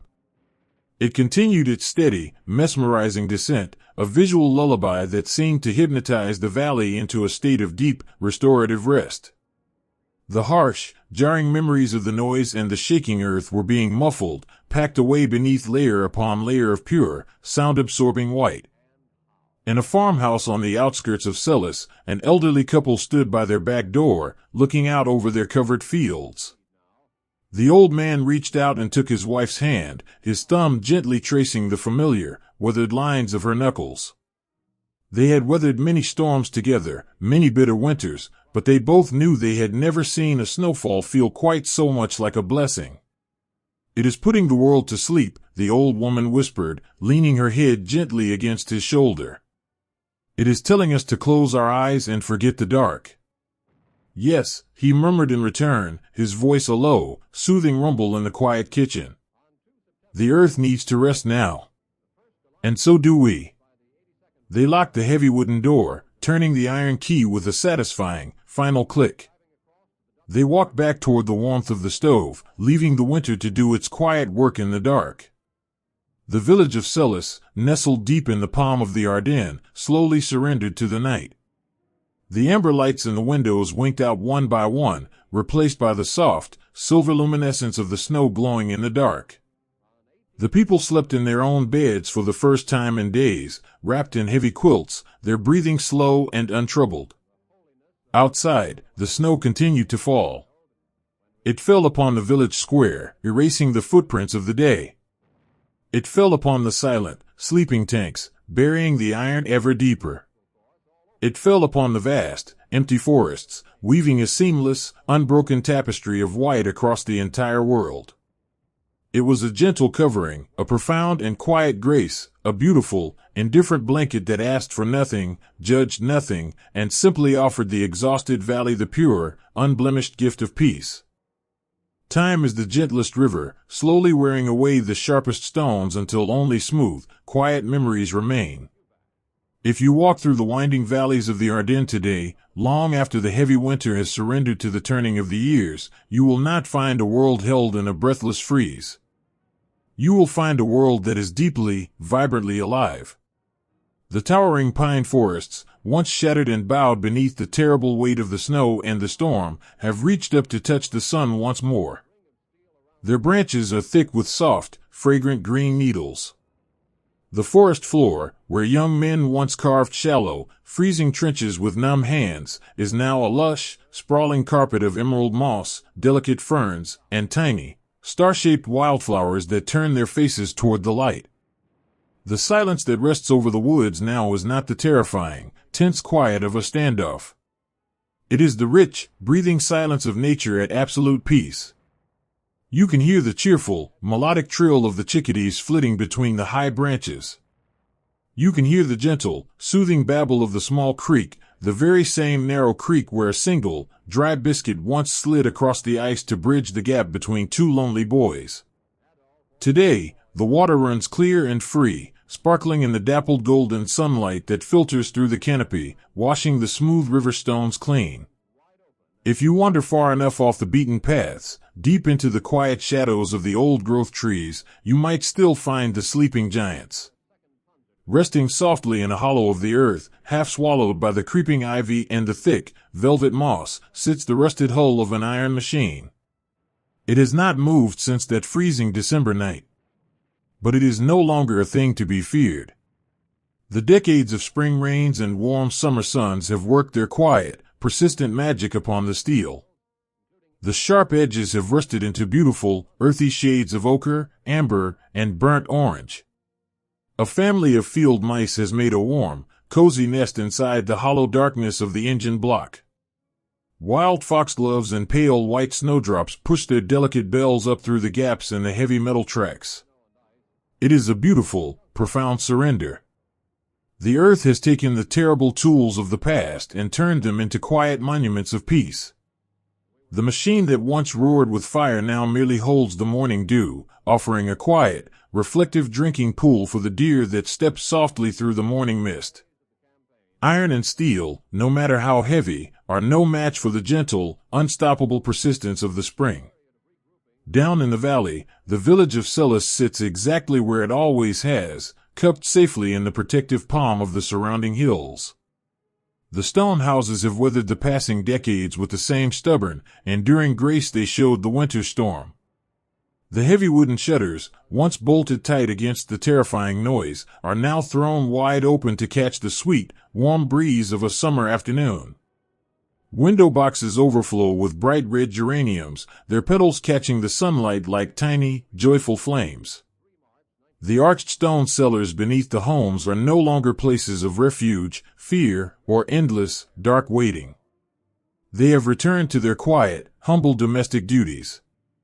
They hold wooden racks of dusty wine bottles, glass jars of sweet apricot preserves, and woven baskets overflowing with fresh, earthy potatoes pulled from the summer soil.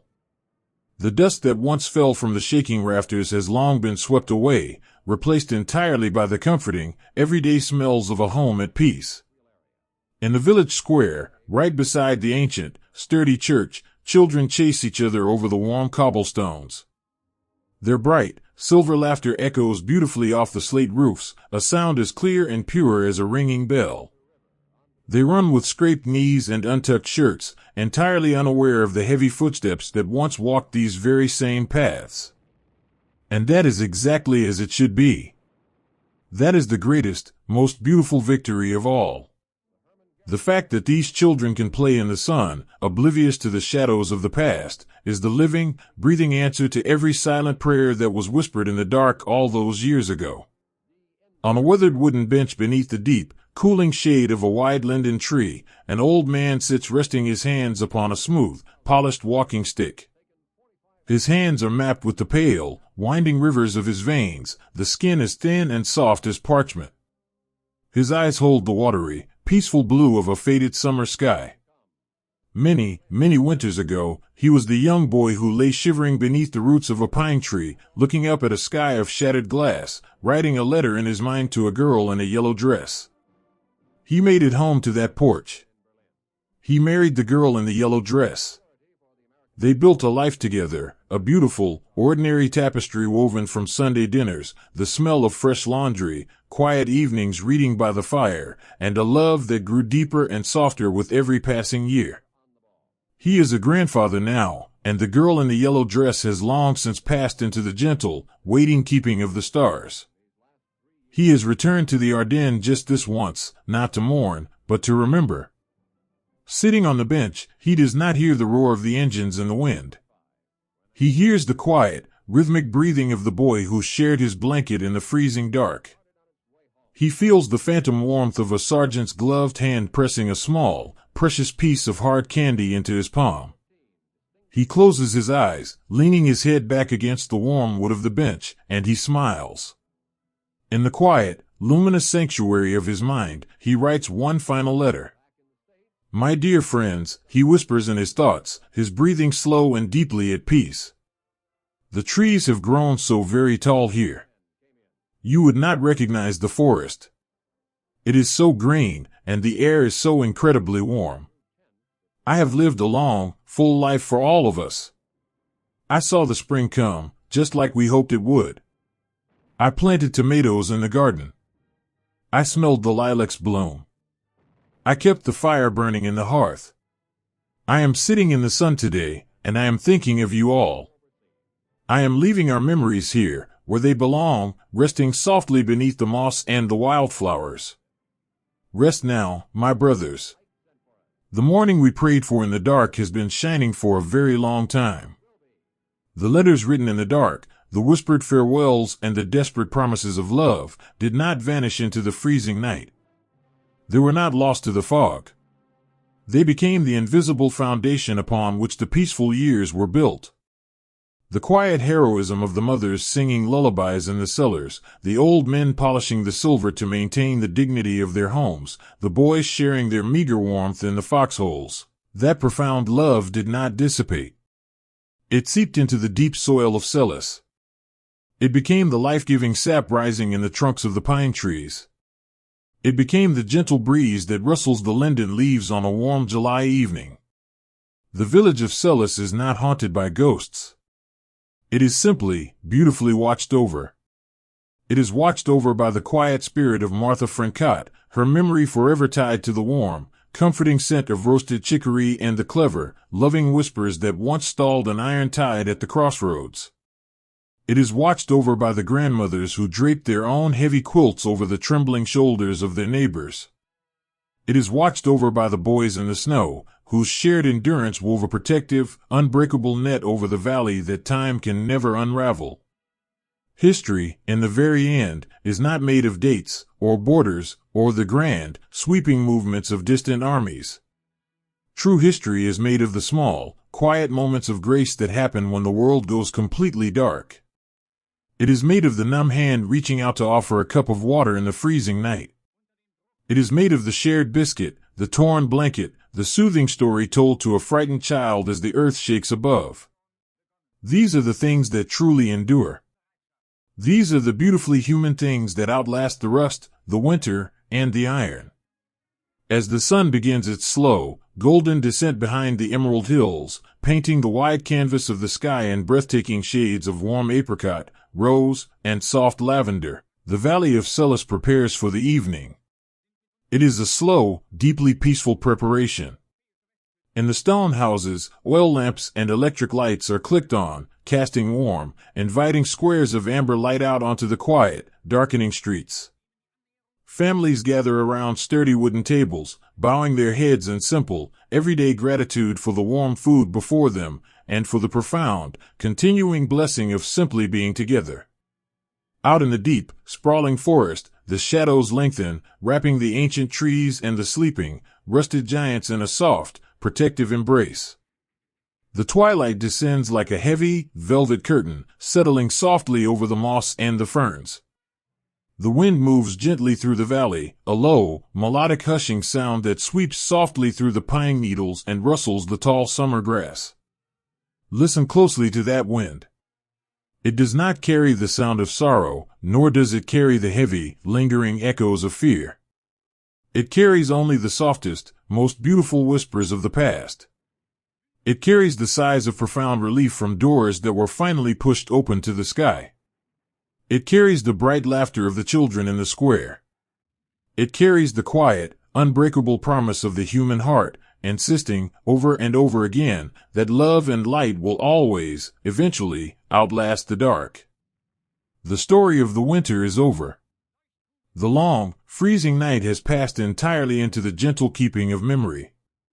The earth has healed its deepest wounds, the hearths of the valley are warm and bright, and the echoes of the struggle have faded completely, beautifully into the summer wind.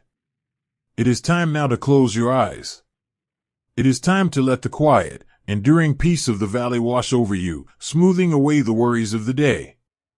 The world is safe, the long watch has ended, and beneath the calm, starry sky of the Ardennes, everything is finally, perfectly at rest.